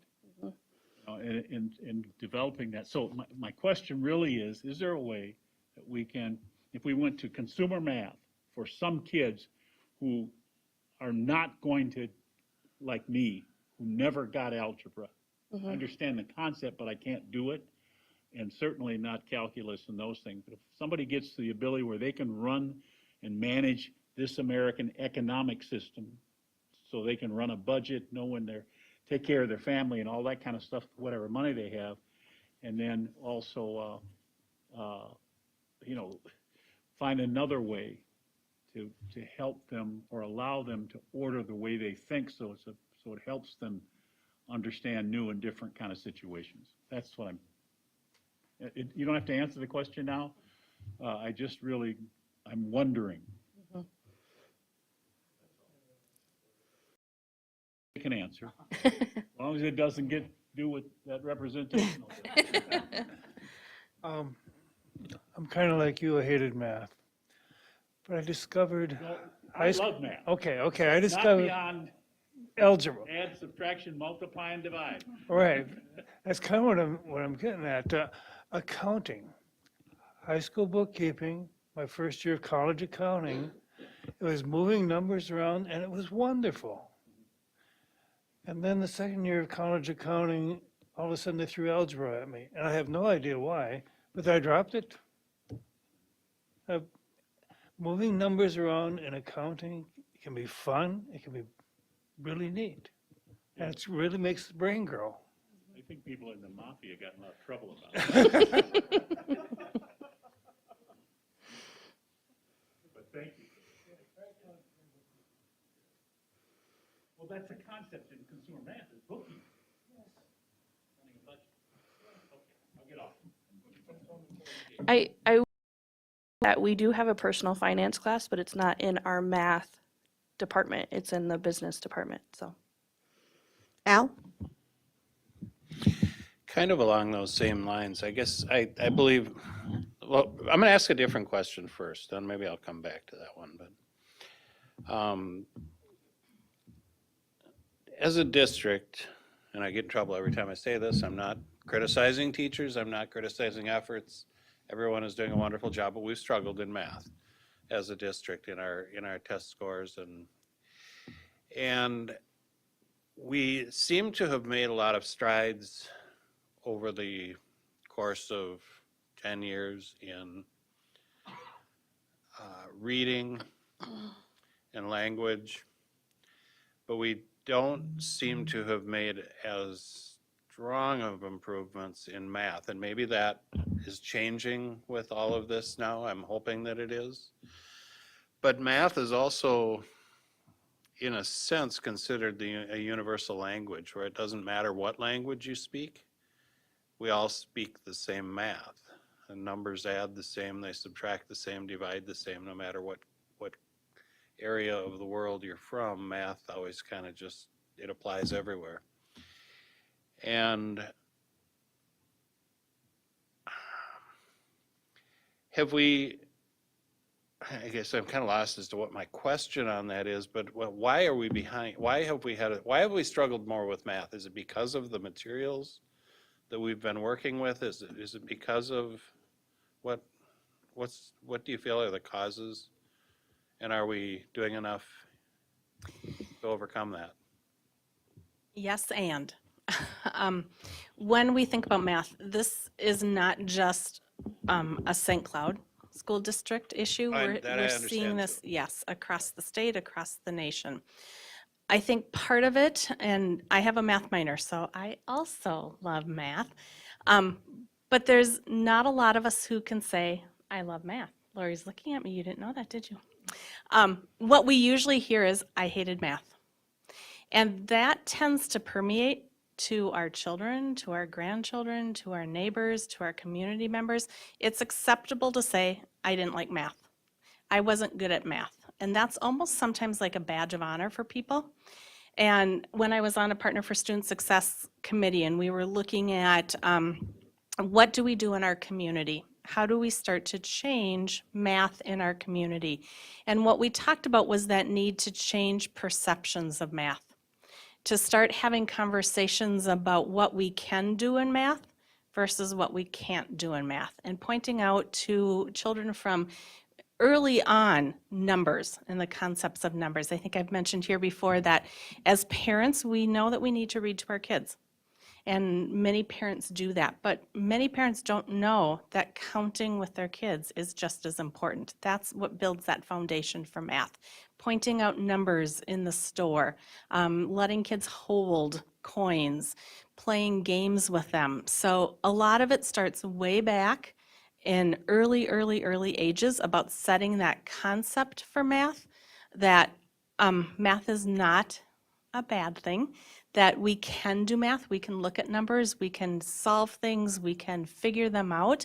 And that's kind of where some of that concrete comes, letting our kids touch things, hold things, try things, play with them. So I think as we change our talk about math, and as we change our instructional practices, setting our kids up to have successes in math, we're going to start to see our scores rise. You saw at Talahi and Lincoln, their scores just from fall to winter. You heard our principals talk about the changes that they're seeing in the classroom, and I think that all goes hand in hand. Yeah, and I really hope so. And when I look at this here, I almost see a dyslexia approach to mathematics where it's like not everybody sees numbers the same and not everybody's head computes the same. So we're going to show you a whole bunch of different ways and you pick the one that works for you. And that's kind of what we do with dyslexia. If you have trouble reading, we're going to show you some different approaches to reading those numbers. So I mean, that's exciting. And yeah, I really hope it grabs. The second thing, some of the things Les was saying, and I don't know if I understand completely what you were saying, Les, but my take on things is that there's a certain level of math that you need to work your way through society and work your way through life, and you need to be able to do basic math, addition, subtraction, multiplication, basic algebra. You need to understand percentages. You need to be able to do that stuff pretty easily and computationally in your head just to get through things. And the better you know it, the more things make sense around you. When you get into, I'm going to call it above high school level math, and I kind of was the same. I loved math, and I still love math, but I started to hate math when I was in college and started to get into things like, calculus and differential equations and linear or differential algebra and linear equations and things like that, where the computations went on for pages. And I never could quite understand what I was learning. I could get to an answer, but I didn't really understand. It never really made the connection of what I'm.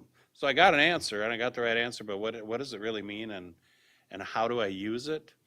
And it seems like there's a point in math in which the focus needs to shift from the how to the what. And as things get more complex in the world, and with computers and supercomputers, you can put your numbers in and you get your answers immediately. You don't really need to understand the entire equation that got you to that answer, but then it's what do I do with that answer and how do I use it? And that's the engineering part. It's understanding what numbers I need to have and how do I put them together to make something really valuable and something that works. And so there's somewhere in there, there's a point at which I think that focus of math needs to shift from the how to the what.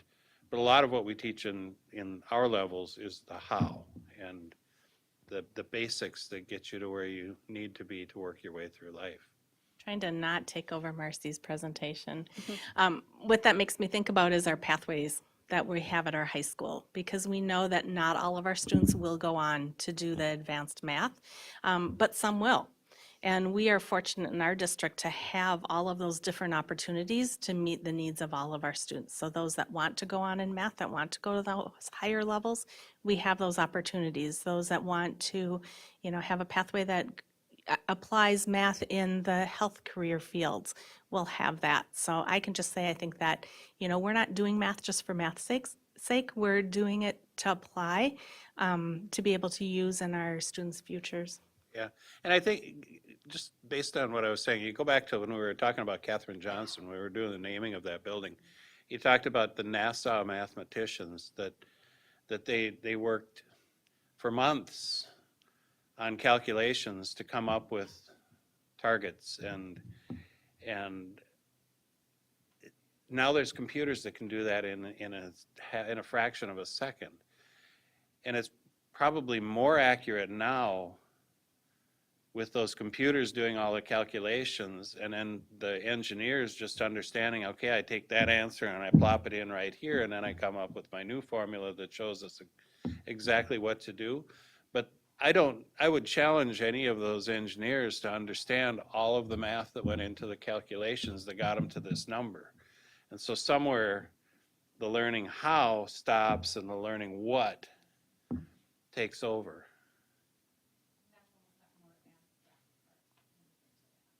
Yeah. And that first one up there looks like the hallucinations I was having when I had COVID. That's what I would see in my head when I had COVID.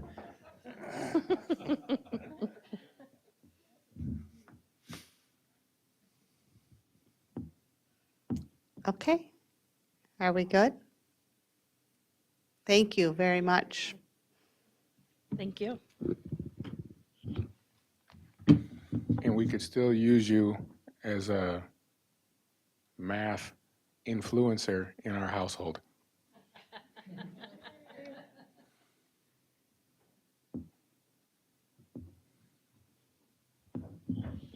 Okay, then last up, we have schools updates presented by Dr. Lori Putnam, Assistant Superintendent for Secondary Education, and Dr. Mike Brevard, Assistant Superintendent for Elementary Education.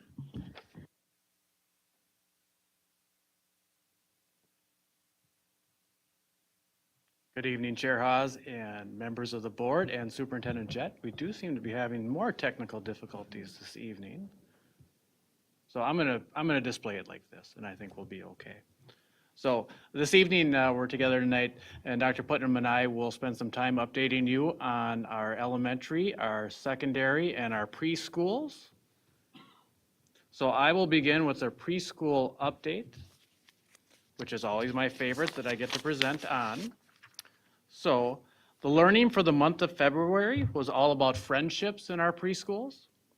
The 3 children that you see here working together on the far left side are working on an alphabet puzzle train. And for these little ones, not only does this build positive friendships, but it also increases the children's early literacy skills by increasing knowledge of the alphabet and the skill of identifying each letter on its own, as well as the sequential order. The picture of the drawing that's right next to that one is of a person, and it shows the growth from September, because the picture that you would have seen above that was very simple. So this young 4-year-old, you can see the progress in their students' drawing of a person, as well as the progress on the students learning to write their own name. The teachers enjoyed sharing progress each Friday during the month of February during parent-teacher conferences. If you move over one more step, you see the ABC helper points to the letters of the alphabet as the class names each letter. So he has a group of children that's behind him in our picture third from the left. And this activity builds the children's early literacy skills as they learn to identify each letter of the alphabet. And then, of course, our favorite picture that Dr. Putnam will have to try and see if she can top is the 3-year-old preschoolers enjoying learning about the job of being a veterinarian on the far right-hand side, and how to take care of animals in the pet clinic's dramatic play center during the month of February.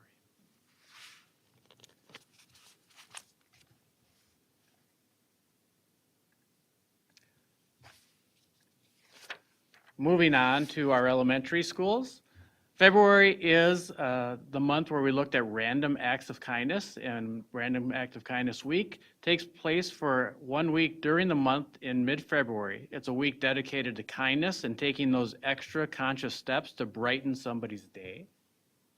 It was created by the Random Acts of Kindness Foundation, and the intention was encouraging more harmony and kindness between people by offering thoughtful gestures of kindness, no matter how big or how small. So on the left side, you see Discovery entryway, where we are putting sticky notes up of the kind thoughts from one student to another.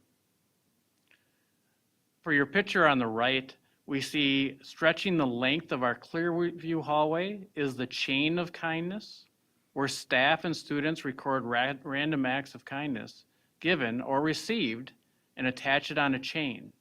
and this extends all throughout our Clearview Elementary School.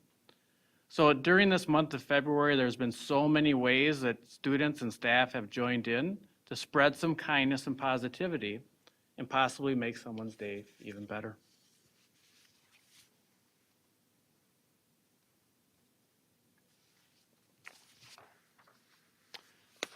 At Lincoln, it's been a Lincoln Positive School Culture Month, and Principal Ebnett at Lincoln has done some special events for her students in February. On our left side picture, we have one of our students who spent a special lunch with Principal Ebnett and was very excited about that time that she got to spend with her. Our middle picture shows Mrs. Ebnett having great fun with students as they celebrated One District, One Book Month, and with some special painting of her hair and a little bit of fun with all the kids participating in that in the gymnasium. On the far right side, another activity that Principal Ebnett and Assistant Principal Stone is doing with some of the children is learning how to braid hair during lunch with the principals. So Principal Ebnett and Assistant Principal Stone are spending lots of time with the kids, especially during lunchtime, with the principals, trying all sorts of different activities and engaging in those positive relationships with kids.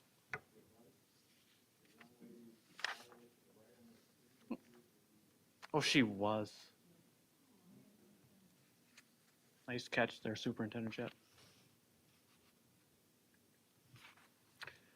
At Kennedy, it is Love to Read Month, and they are also participating, though, in Random Act of Kindness Week by stocking the St. Joseph Community Food Shelf, and they wanted to make sure I made mention of that this evening. During their Love to Read Month, they have had Wacky Hair Day, and on the right-hand side was Dress as Your Favorite Storybook Character Day.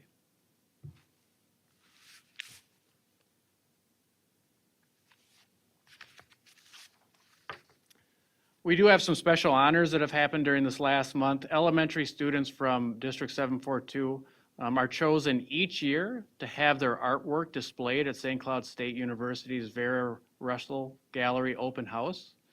And I've participated in these. They're a wonderful day on Saturdays where family members and their kids join with educators from St. Cloud State University over at the Education Building. This year, over 300 pieces of student art was selected to be displayed from District 742 in that Education Building at St. Cloud State University.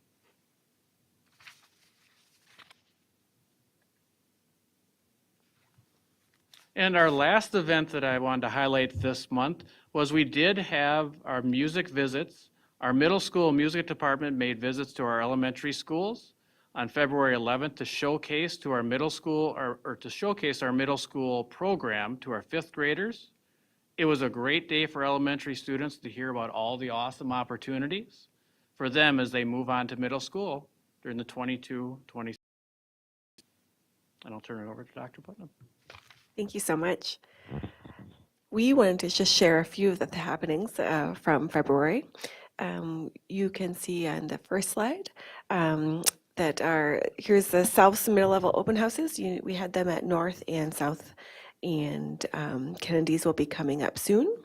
At South, they had over 300 attendees, which is really, I think, just a really fantastic turnout. And our families and future students got to hear about from all of our staff, including music, art, core instruction, and activities. And so we just want to give a shout out to all of the staff who took part, as well as you can see some of our students, our 8th grade web leaders were there to help model and show future students what they can expect at South. We want to give a big shout out and thank you to our bus drivers and our transportation team thank you, Mike, who go above and beyond, and especially this past year, as you know, we've had some shortages, and they've been incredible to step in and adapt routes and cover routes. And so here you can see some of our South students and staff giving shout outs to those, the folks who get them to and from school safely every day. This next slide, as you may know, we do have a robotics course. You often hear about VEX Robotics, which is the after-school extracurricular, but we have it as part of our sixth grade curriculum. Here, some of our sixth graders were so proud of the robot that they built, named it Wally, that they actually also made a movie documenting the creation of Wally. And so we're just going to play a short bit of that now.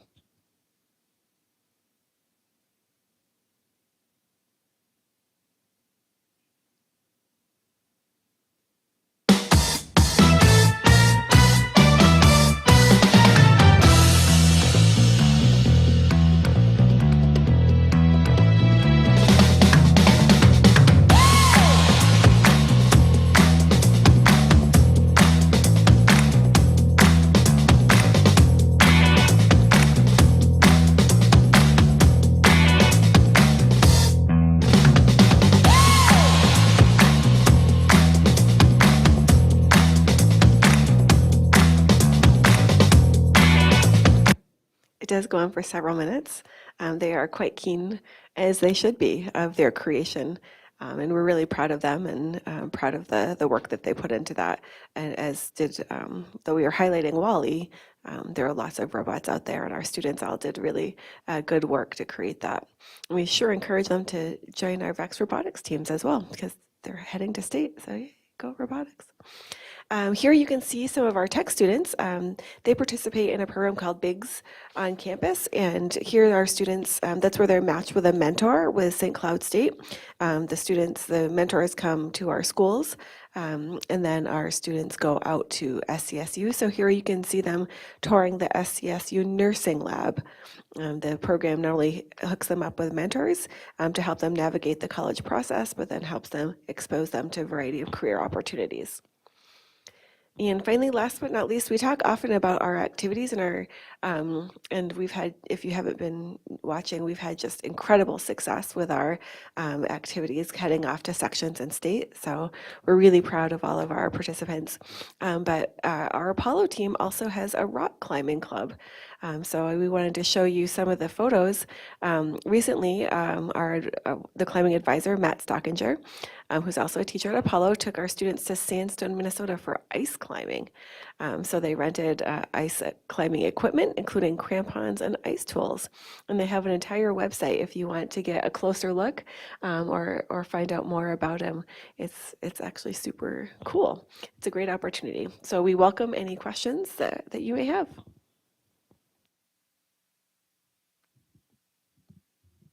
Thank you. You won't catch me doing that.